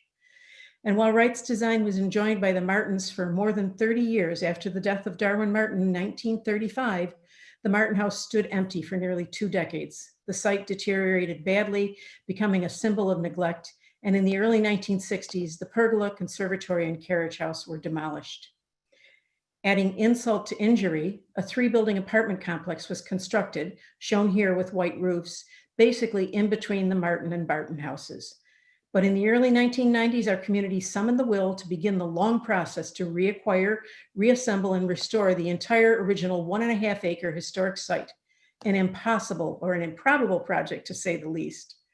Our first phase was to replace roof and gutter systems. After an investment of nearly $2 million and 2 years of work, the roof systems on the Martin and the Barton houses were restored just in time for the 1997 Frank Lloyd Wright Building Conservancy's visit to Buffalo.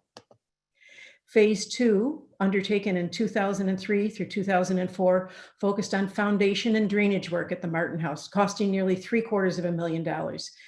Not very glamorous, especially in terms of fundraising. That's all I can say. Phase 3, which is going to be the next slide, I can't believe I'm faster than the slides, lasted from 2004 through 2006, and it saw the reconstruction of the pergola, the conservatory, and the carriage house with a price tag of about $8 million.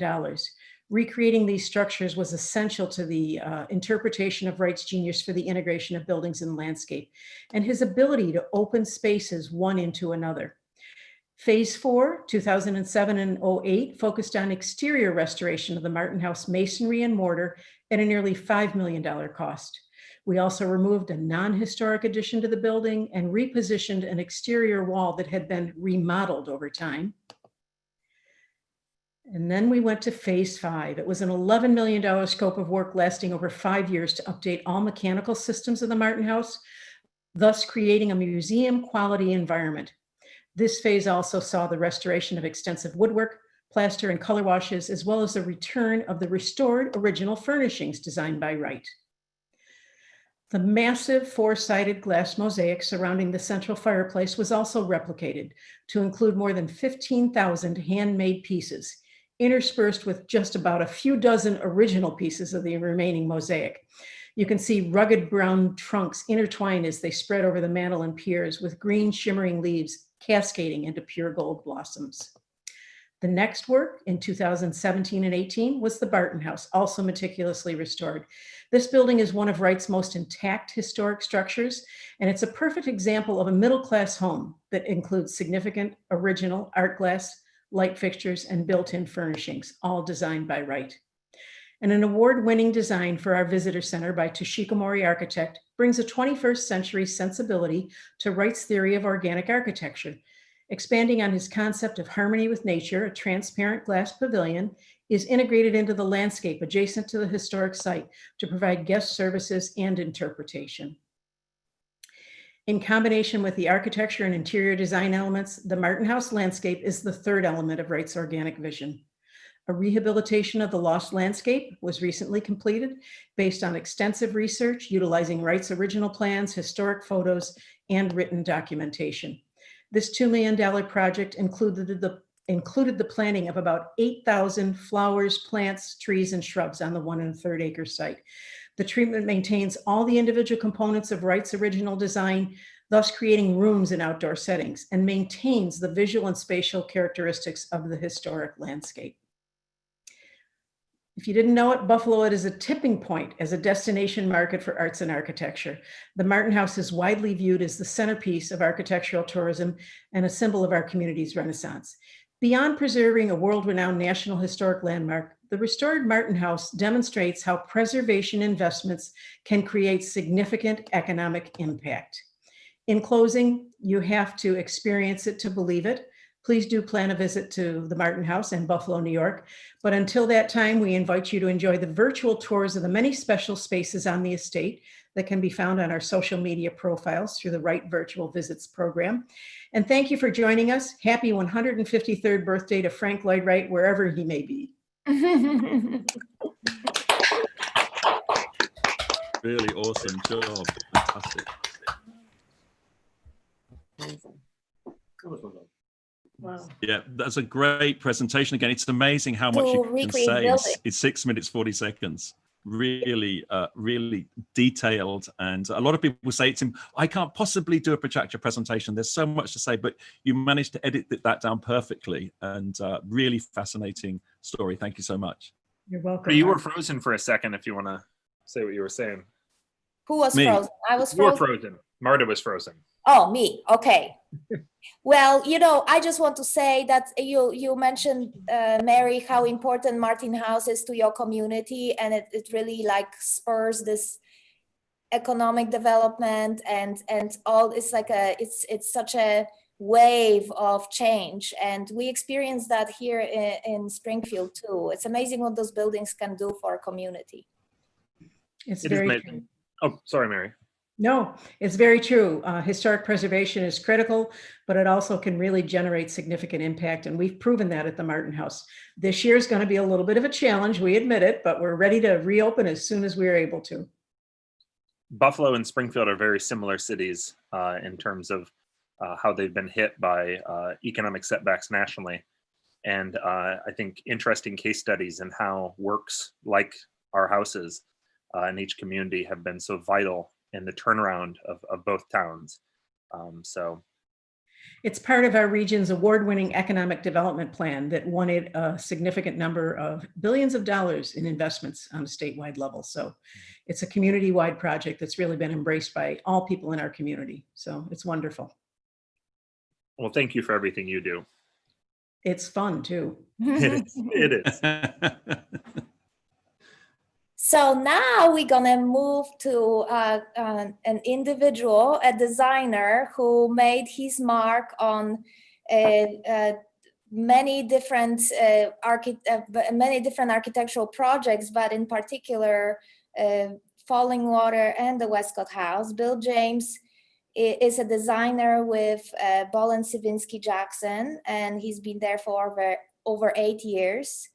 And he has worked on award-winning projects, including the High Meadow residence and studio at Fallingwater. And he was a student of John Reynolds, an amazing professor at Miami University, who's been working with both with Westcott House and Fallingwater for many years now, and brought lots of students to our sites. So, Bill, are you ready? I sure am. Thank you, Mark. Great. All right. Well, I first came to a Frank Lloyd Wright site, specifically Fallingwater, when my father took me when I was 13 years old. And being the engineer that he is, he took me to see it being rebuilt, specifically the cantilevers restored. And that cemented my interest not only in Wright, but in architecture. I found myself a few years later at Miami University at studying architecture, and there John Reynolds was a professor who had just completed some work with his students of furniture in the servant sitting room at Fallingwater. And so I soon enrolled in one of his studios my junior year. And these are some images of the Froebel gift sets that were educational tools that Wright himself used in his youth. And we constructed these as classmates by hand, and then used these blocks to analyze the underlying and undergirding organizational principles on site at both Fallingwater and the Wescott House. These are also drawings that we did, warp and woof studies, analyzing how the architecture weaves into the landscape, Fallingwater shown on the left and Wescott House on the right. And this work culminated in our studio's work for the Wescott House, a visitor and education center proposal for site master planning, as well as my student work as a student housing for those studying at Fallingwater. And as my professional career began after my schooling, I ended up at Ball and Sievinski Jackson.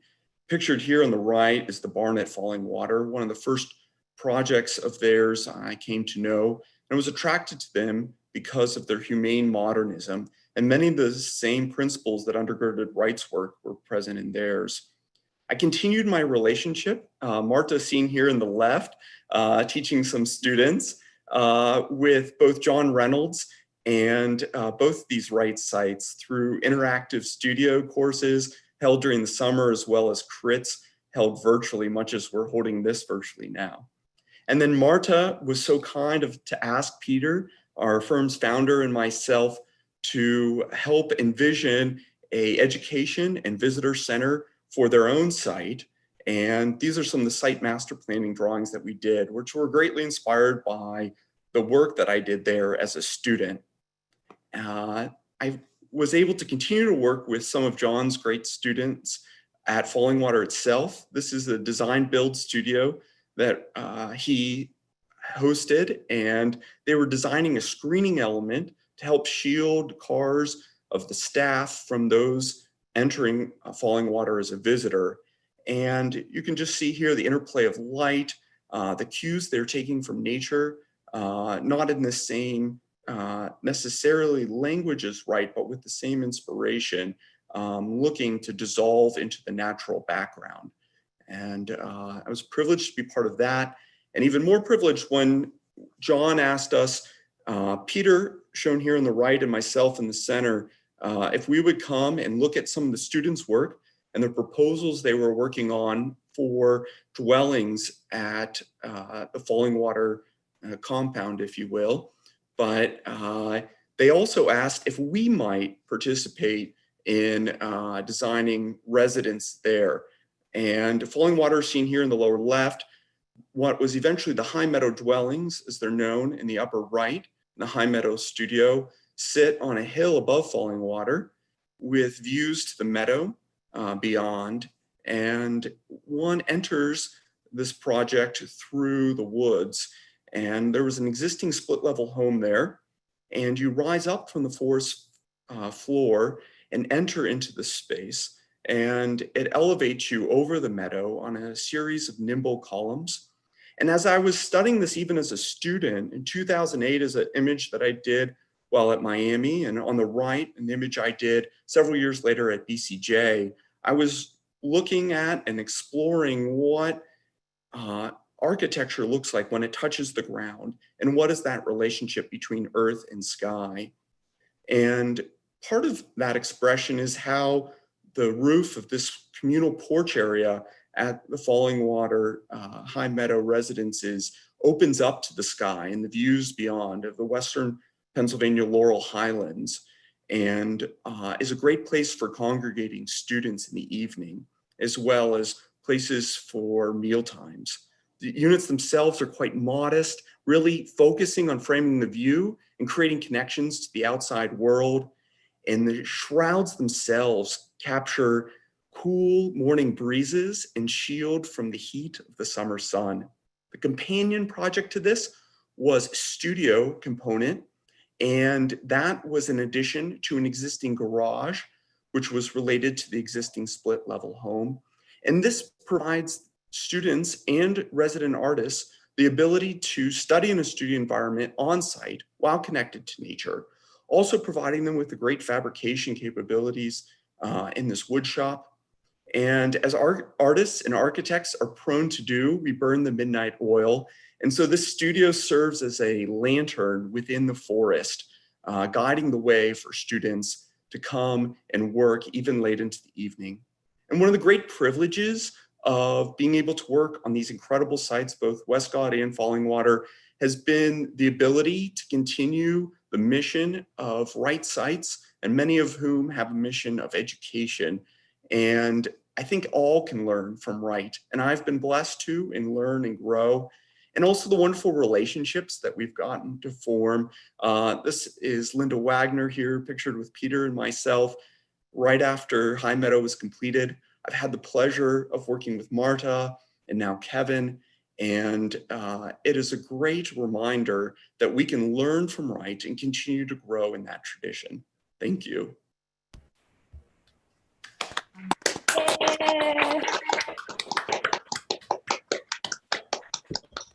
You know, I'm amazed that you guys contributed in such a powerful way to the site managed by Fallingwater, and kudos to Justin and his team for making it possible and get it done. We had a chance actually to stay with high school students in High Meadow to study with them, and it's one of a kind really to have that experience. So thank you. I'm humbled and honored to work in the presence of such great architecture.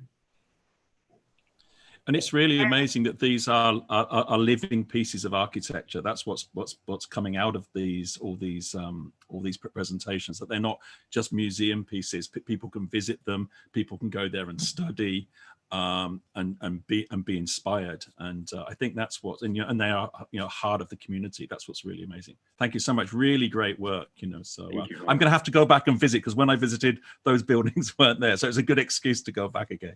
Okay, well, phone me up. And okay, I will. Don't worry. Get us a tour. Bill, I want to just chime in. I was excited to see you presenting from Boland-Svinsky Jackson, because the forest, by coincidence, the forest house that I saw featured in a design magazine not recently in West Cornwall, Connecticut, is the inspiration for a Minecraft project that I've been having with my son for the last few weeks. We have a digital replica in our Minecraft world, and maybe a young budding architect at the age of 8. So look out for him. Okay, I'll tell Peter that was designed for his parents as a summer, so he'll love that. Well, thank you. Yeah, thanks for the inspiration. Sure. That's fabulous. Thank you, Bill. Thank you so much. And we are moving to another amazing public site in, well, it's not in Buffalo, but it's near Buffalo in Derby, New York State. And Anna, hi, Anna. Thank you so much for being part of this. And I'm going to introduce you real quick. Is it Kaplan? Do I say that? Okay. Well, Anna is executive director of Graycliff, she said she's been thrown right into the deep end, joining the organization just this past December after spending the last 6 years as an entrepreneur in the contemporary art world, running both a gallery and a collaborative arts consultancy in Buffalo. Her new normal consists of finding time to work amidst the chaos of 4 children, ranging from preschool to high school, the highlight of which has been homeschooling her kindergartner who is learning to read. When I hear, this daunting task, this amazing job, and then 4 kiddos running around, that says a lot. I guess we shouldn't be complaining about 2. Right. I mean, no more complaining. No, it's amazing. Anna, are you ready? I'm ready. All right, here we go. Oh, wait. There. Thank you, Marta. Tonight, my presentation focuses on a story of spirituality, devotion, faith, and the restoration of a Frank Lloyd Wright design building. The main house here at Graycliff in Derby, New York, which before it became what it is now, a stunningly restored, publicly accessible landmark on the National Register of Historic Places, was a beloved home to many, a literal refuge, not only as a peaceful retreat for the Martin family for whom it was designed, but a sanctuary for those fleeing the Hungarian Revolution many years later. My story begins in the middle, not with Wright, but with the second owners of Graycliff, a group of Pierist fathers, an order that is focused on the education of underprivileged youth. These fathers made Graycliff their home for nearly 50 years, by far the longest of Graycliff's 3 custodians. Here is their chapel, their main devotional space. They must have sensed the inherent spirituality Wright harnessed when they decided to purchase the property in 1950, after moving to Western New York to create an American province with the goal of providing children of parents who had escaped Soviet occupation an education in Hungarian, and to keep their heritage alive. When the father's tenure began, the property became a celebrated centerpiece for Hungarian culture in Western New York, referred to as a mother house to the Hungarian community. Graycliff was originally designed in 1926 for Darwin D. Martin and his wife, Isabel, who was the true client. They first summered on the property in 1928, with modifications continuing until 1931. It was Isabel who made this her true home, as she continued to summer on the property with her daughter Dorothy and her nuclear family for 8 years after Darwin's death, spending her last summer here in 1943. The property then remained vacant for over 7 years until the fathers arrived to breathe life back into it. Here is Darwin Foster Martin, Darwin D. and Isabel's grandson, Dari for short. He's in the exact same spot you saw in the image of the father's chapel that I showed a few slides back, on the south terrace that Wright designed as a space to confuse exterior with interior, among other things. The chapel was the first alterations the fathers made and was one of the first elements to be removed when the Graycliff Conservancy took ownership and began on the path of restoring the property, pictured here with restoration in progress. For those who have visited, you'll know that Graycliff's spaces have always been sacred. Though the fathers were likely the first to open that truly religious vein, Wright's design, as is characteristic, of most of his organic architecture, allows for a deep meditation on the connection between humankind and our natural surroundings through architecture. Graycliff sits atop a cliff right on the edge of Lake Erie, and Wright designed it so that the main house was transparent in order to frame the view of the horizon line at the lake and integrate the house and its surroundings. Here you can see through those windows that look onto the south terrace that the lake is visible. It's been described as a screen in the landscape. The cantilevering in this space is also incredibly important to the design. It was suggested in correspondence during the design process that survives that the overhang be eliminated and that the wall be brought straight down to the ground, to which Wright responded, quote, "Only a fool would think of doing such a thing."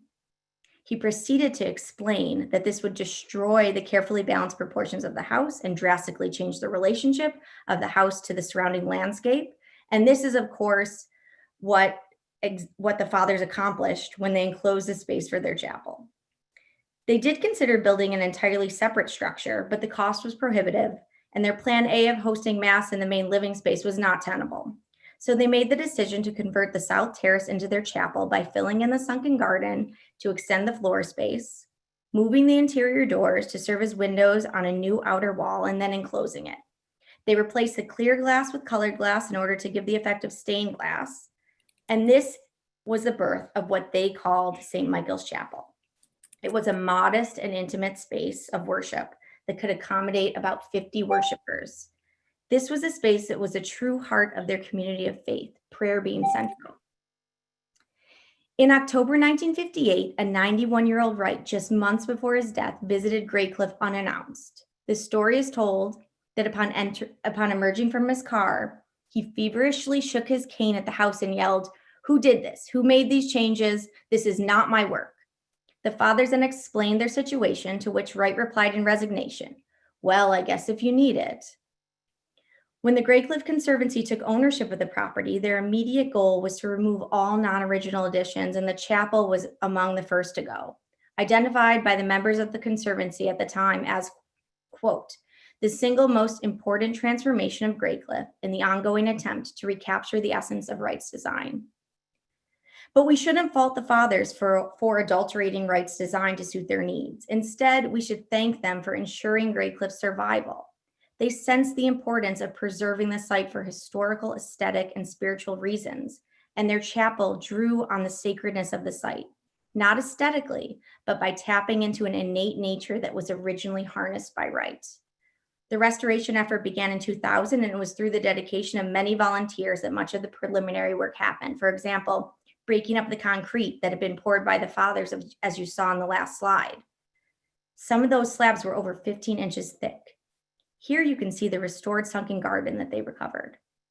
On April 5th, 1999, the day that the Graycliff Conservancy took formal possession of Graycliff, there was a mass held in the chapel that those present compared to a funeral service, followed by a procession around the grounds, which included burning of incense to honor the time spent at Graycliff, as well as a blessing for all guests past, present, and those to come in the future. I like to think that blessing has lingered all these years later, as Graycliff to this day continues to be a very sacred place, thanks in part to the nurturing of the fathers that called it home. Thank you. Yeah, thank you. Brilliant. That was beautiful. I was just thinking that, I went there in 2008, so it's been a while, and you guys at both sides, you've done so much, and I would love to go back. But I got a sense in that space, there is just something special about it, and maybe there's something about setting, of course, and just how spiritual it is, even though it's a residence. Yes, definitely. And it's great to hear the story too, because it is living architecture, and buildings do change, and their requirements, and the tenant changes, and it's really lovely to hear that story. And fantastic Wright popped back, and he did this at many of his homes and projects, and just to hear that story actually helps bring the house to life, and a fantastic restoration. Again, congratulations. Thanks for having me. And thank you for doing this with all the craziness of our lives with little kids. Thank you. So I just heads up, we have two more presentations. We have Taliesin West coming up, and then we have Andrew who will do the just visual extravaganza of Frank Lloyd Wright with his photography. So we're gonna move to Kevin Conley, who's joining us from Arizona, from Taliesin West. And Taliesin West has been, by the way, just very busy this whole day. There were virtual presentations in honor of Frank Lloyd Wright birthday party, and I think everything went wonderfully.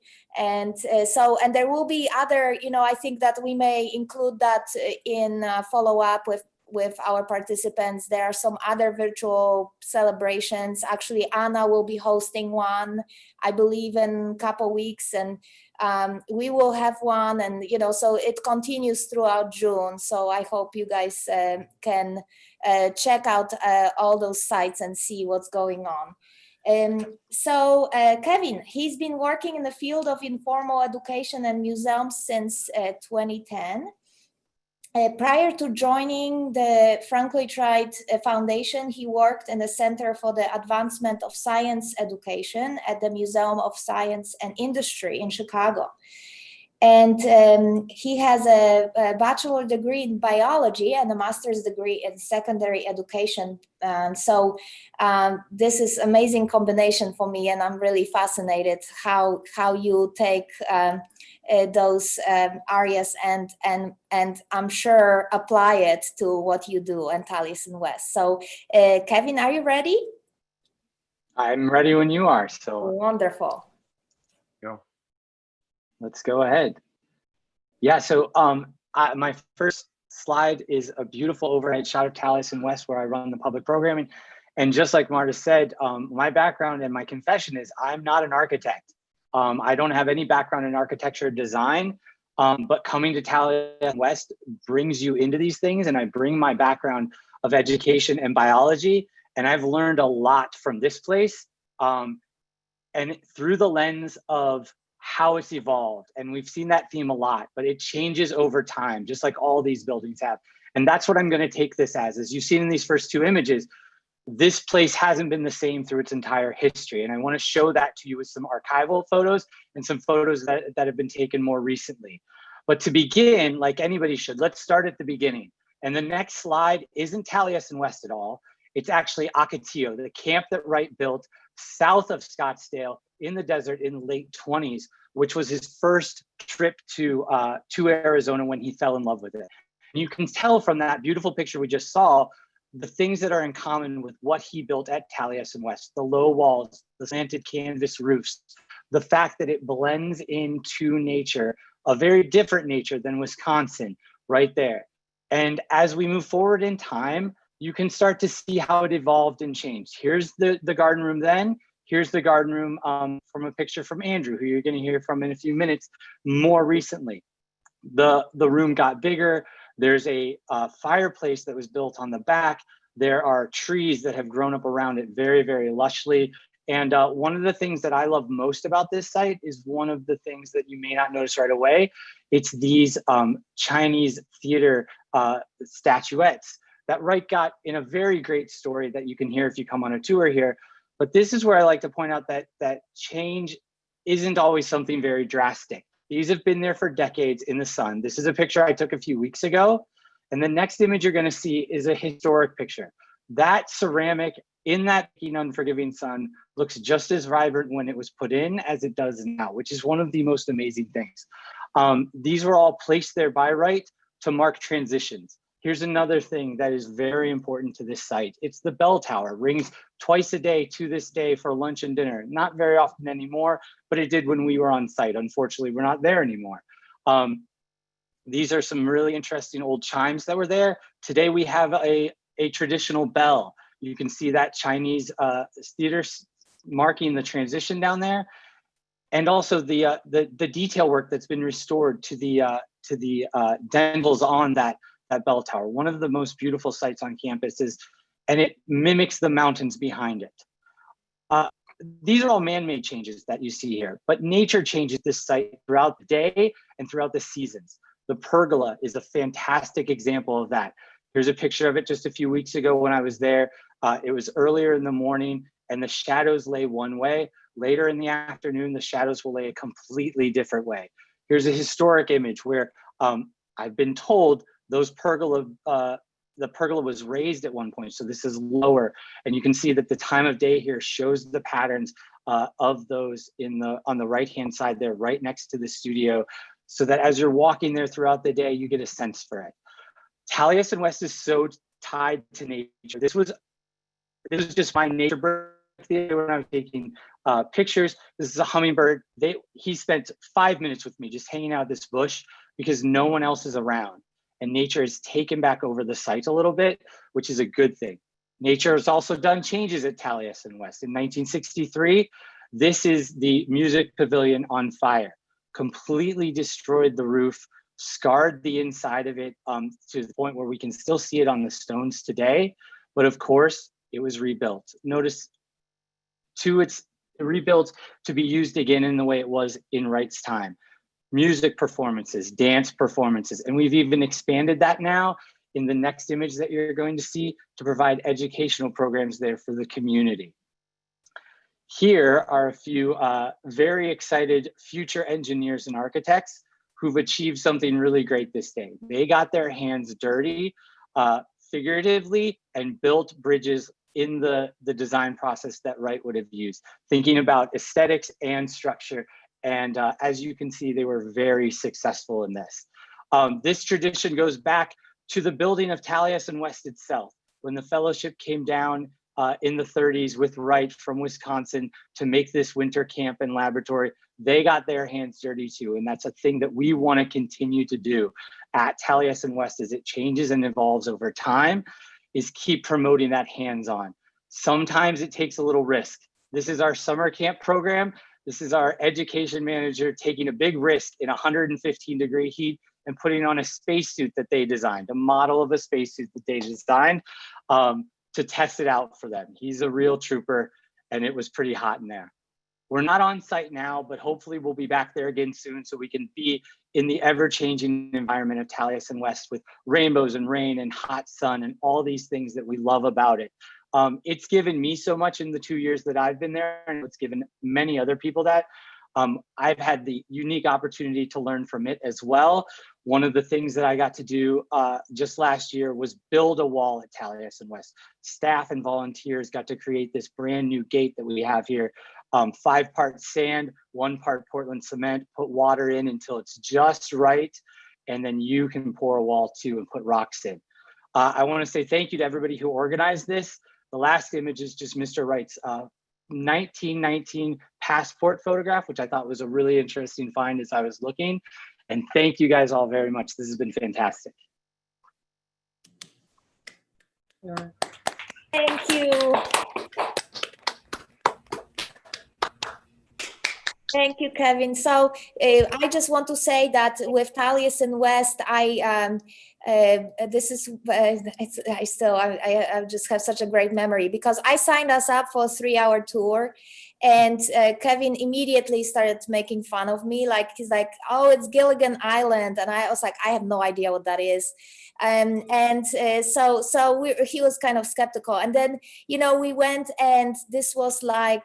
It's just unbelievable. I just highly recommend to take all the time you can on that site because there's just so much to take in and experience. It's such a and this kind of laid back feel of it too was just really kind of, I felt like we were just guests in that house, not just a visitor. Yeah, in my defense, Marta and I obviously work in cultural tourism and with a lot of historic sites. And as for those of you that work in these fields, you know that sometimes the last thing you want to do sometimes is go on a really long tour of a site that you already know a decent amount about. So I'll admit I was dreading it. I was like, oh my goodness, 3 hours at a Frank Lloyd Wright site where we're going to hear a lot of the stuff we already know. And at the end of 3 hours, I was like, we're done? No, I'm not ready to be done. I want to keep going. You wanted more, yeah. It was amazing. It was funny. A great experience. It's funny. We had exactly the same experience 2 years ago with my family. My kids were 7 and 11, and I wanted to go on the 3-hour tour, and they were like, my wife is like, no way will they be up for that. But we had a really fascinating tour, and again, one of the things I come away with from this property too is the human scale. How actually the roofs are quite low. And you don't have to crouch, but you feel very intimate with the architecture at all times. I think the highlight for me was Frank Lloyd Wright's room, or his bedroom, where he only slept for a few hours a day, into that very small courtyard that looks out to the garden. That was a really fantastic tour. And as everybody said, please take that tour. It's fantastic. Thank you, guys. Thank you. Thank you so much. So we are moving to Andrew. So Marta, I just sent a message to all the panelists. So we're going into our final talk, and please check the message. We're going to try to stick around to have a group chat after we're finished. So pay attention to that as we all finish up, so we can kind of, I don't know, have a moment together, since it'll be a while till we see each other again. So I'm looking forward to the last talk. So as Brian beautifully put it, Andrew is his presentation is this wonderful bookends to the series of these talks, because it's so visually amazing. It's what he's done to share with us the beauty of those sites. So just few things about him. There is so much more to say again about every single one of you. He's an architecture and travel photographer based in Phoenix, Arizona. Born to an adventurous mother and geologist father, his childhood was spent exploring the dusty backroads of the American Southwest. With over 20 years of experience, including international ad campaigns and publications, television features, exhibitions, and workshops, he continues to do what he loves, capture the soul of his subjects and inspire imagination through photography and education. Thank you, Andrew, for doing this and being part of this program. And if you're ready, we are ready. Yeah, thank you so much, Marta. I'm ready when you are. All right, here we go. There you go. So as Marta said, my name is Andrew Peelage, and I'm an architectural photographer on a quest to photograph all 432 Frank Lloyd Wright designs around the world. So I thought I would start out with this image to show you what a huge Wright fan I was, sporting his favorite color, Taliesin red. And man, I really miss that hair. So let's start from the beginning. Born into an adventurous family, I spent almost every weekend growing up in the backcountry of Arizona. We even had gold claims. Now, unfortunately, we didn't get rich, but all that time spent in the outdoors trying to find the mother lode really created a special bond and love for my family in the beautiful landscapes of Arizona. My first camera was a Walgreens disposable. Thanks, Mom. I would take one along on each of these weekend adventures. The trips with my family in the awesome 77 Ford Bronco was the foundation for my love of not only the outdoors, but also landscape photography. And as I grew bigger, so did my cameras. At 16, I set out on my own to explore and capture the beauty of landscapes all around the world. This is the Grand Canyon in Arizona. At one point, it was completely fogged over, and I remember hearing people next to me wanting a refund because they couldn't see the canyon. I laughed and told them to wait 5 minutes, and they got more than any amount of money could buy. Along with landscape photography, I started experimenting more with long exposures. This is a composite image from Sky Harbor International Airport in Arizona. Each line is a different airplane, taking off on the right and landing on the left. It was very interesting for me to capture light with a camera in a way the human eye could not. My first experience with Wright was 2011. I remember the windy road up through the Sonoran Desert to get to Taliesin West. It reminded me a lot of the adventures with my family, and taking the tour and seeing Wright's blending of architecture to the desert for the first time blew my mind. It was everything I loved about the desert in a building. After begging the Frank Lloyd Wright Foundation to take some photos up at Taliesin West, they allowed me one sunset. Score. At the time, I was still very much an amateur, but this was the spot, just outside the drafting studio, where I decided to take my first photograph. This was the start of my career photographing Frank Lloyd Wright. A few months later, I overheard a gentleman in the lobby saying he just bought the David Wright house in Arizona and was planning on knocking it down. Now, me being a newbie in the Frank Lloyd Wright family, I rushed over and asked if I could take photographs before he knocked it down. He replied, "Well, you better come tomorrow then." I did, and due to the efforts of many people, the house was saved. That same year, Wright's personal photographer of over 20 years, Pedro Guerrero, passed away. He understood Wright and his architecture in ways that few have or will. I owe a lot of my inspiration and drive to Pedro. This image of Wright's office on the right was taken in Pedro's honor the night of his passing. Guerrero's image is on the left. Now, with my background in little Taliesin red t-shirts and landscape photography, it was love at first sight for Wright. In 2006, I launched my project to photograph all remaining Wright designs. The next 10 images document some of them over the past 4 years. See if you can identify them. This is the Ennis House in California. Like most others, I fell in love with Wright's concrete bas-relief above the fireplace here. It's a genius piece of art and hard to miss when you step into the room. Also represented in this space and through this image are the 4 elements: earth, water, fire, and air. This is the Hollyhock House in California.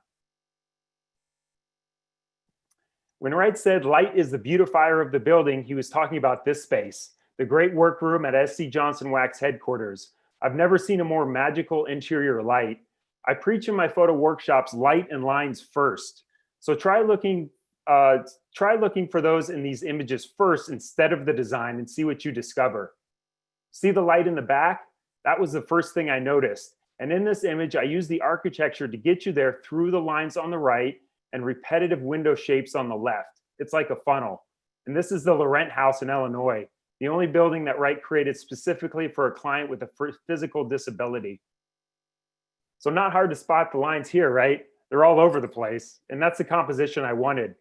Follow them as they lead your eye around to all 4 corners of the space, and notice how the very center of the image has no hard lines to give you a good spot to land directly in the center of Wright's studio at Taliesin. I scrambled for an hour trying to find a good location to incorporate this design, which resembles the hills of Marin County in the background. Then waited another hour for 2 things: the lights on the Marin County Civic Center to turn on, and the sunset to be just right. The sunset color and shapes more than I ever could have asked for. I was lucky that day. Now, I don't have a favorite Wright site, only because every time I photograph a new one, it changes. But I can tell you that the Dana Thomas house was one of the most difficult. Not only because the interior is dark, but because the outside light source through the window was very bright. Photographing both very bright and very dark in the same scene is difficult to control through a camera. Remember, light and lines here. If you follow the lines of Unity Temple in Chicago, you will never want to leave the space. And that's exactly how I felt the first time I photographed it. The 1:1:1 ratio wraps around you and those lines never let go.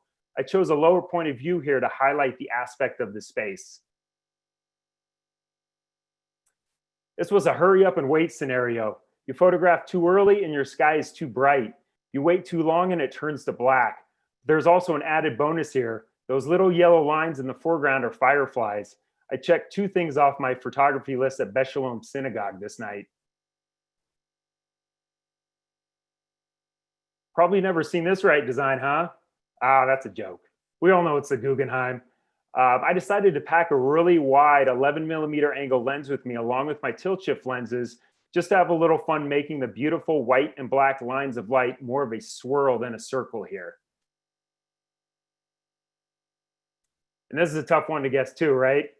It's Fallingwater, and it's a Wright masterpiece. As I waited almost a year for my artist in residence to begin here, this is the first image I wanted to capture. So thank you all so much for your time. I hope you've enjoyed the images, and I encourage you to check out the light and lines at a Wright site near you when you can.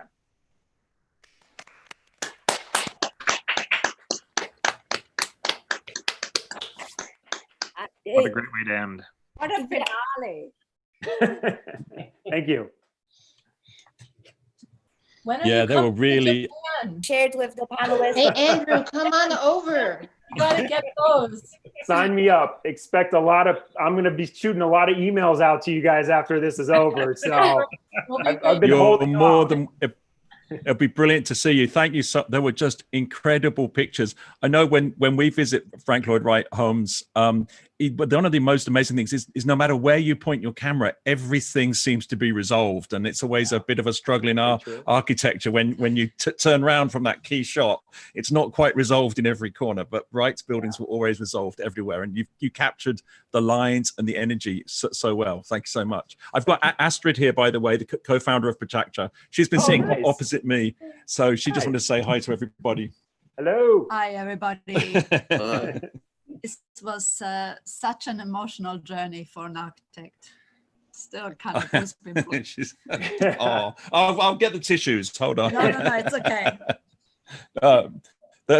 Your pictures really did bring us to tears. Thank you so much. Thank you so much. I appreciate that. Well, before we conclude this, can we do a quick group screenshot? Wow, that is priceless.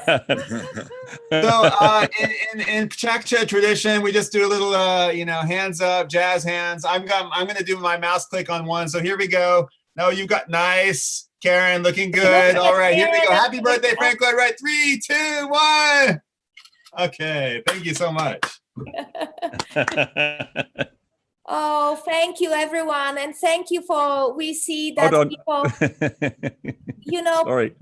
People got up early in Netherlands, and people are texting, like chatting from Australia. And it's just such a fabulous feel that we can all be, and sorry, by the way, to all the people in Europe that we made you get up 2 in the morning, but we appreciate that you did. So, get up. They never went to bed, Marta.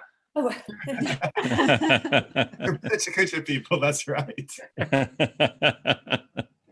It's been really, go on. Go ahead, Mark.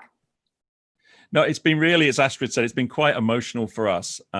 It's been really fantastic to work with you guys and work with everybody that spoke today. And thank you for all the preparation that you put into this. It's been really fantastic. Big thank you to Brian and the PechaKucha team for being in the background there and in the foreground for pulling this off so professionally. And I hope it's something we can do more of, maybe celebrate his 154th birthday next year. But to hear all these stories has been really, really inspiring, especially at this quite difficult moment in the world. I think it was tough with the pandemic. It's been tough the last few weeks, but this really does give us a snapshot into a creative and inspiring world. And I think that all cities need Frank Lloyd Wright homes like these that we can get behind and show our kids the passion for architecture and just inspire us to do creative things. Beautifully said, Mark. Thank you, Mark. Yeah, and what I like the most is that, there are history lessons in school, but really what people care about is this sort of more personal side, the human interactions and the real usage of the houses and different places. And I think that's what sticks much better in people's mind than the actual history lesson at school. I also was always very concerned about my own daughter's school building. not being exactly up to my own architectural standards. And I was always very worried that she would be kind of traumatized by this bunker-like concrete building.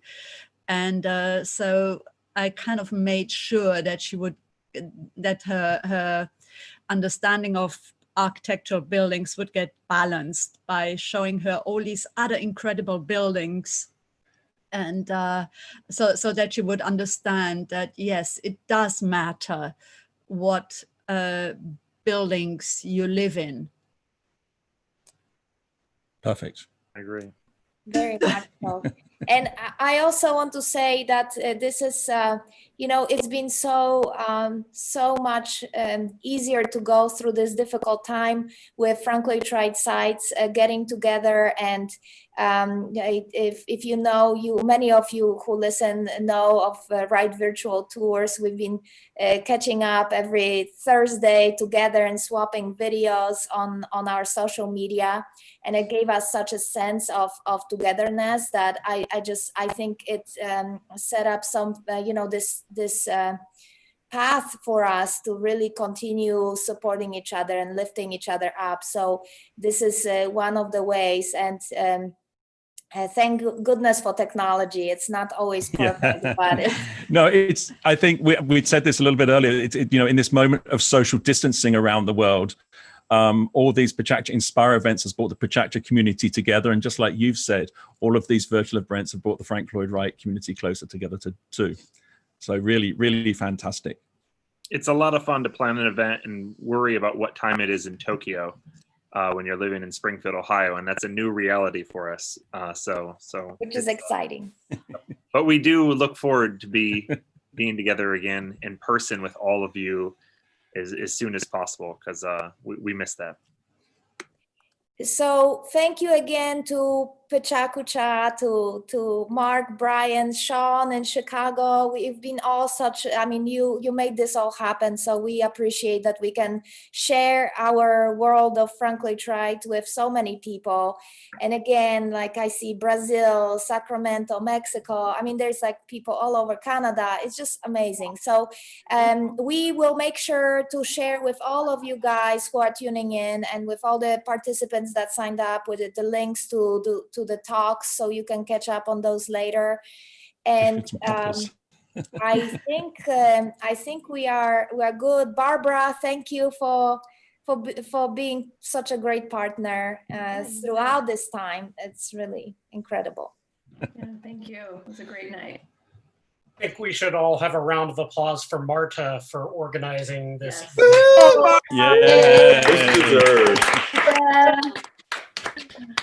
And one more for Kevin and Brian, I think, too. They've done a really awesome job. Brian, it's his birthday! Happy birthday! Happy birthday! You did fabulous. I mean, Brian, I can't believe it. You are like, yeah, this is it. That's I got my good buddy right here. In the pre-broadcast, I told him he looked like someone from the Blues Brothers, but now I see it. Now with the other image. I think you should have photoshopped a beard onto Frank Lloyd Wright, Brian. I think that would have really been on that note. All right. Okay, well, so long, everybody. Thank you so much. Panelists, stay on. Thank you for joining. Thank you all. Be well. All right, bye, everybody. Thanks, YouTube, and thanks for all the fans there. Romance!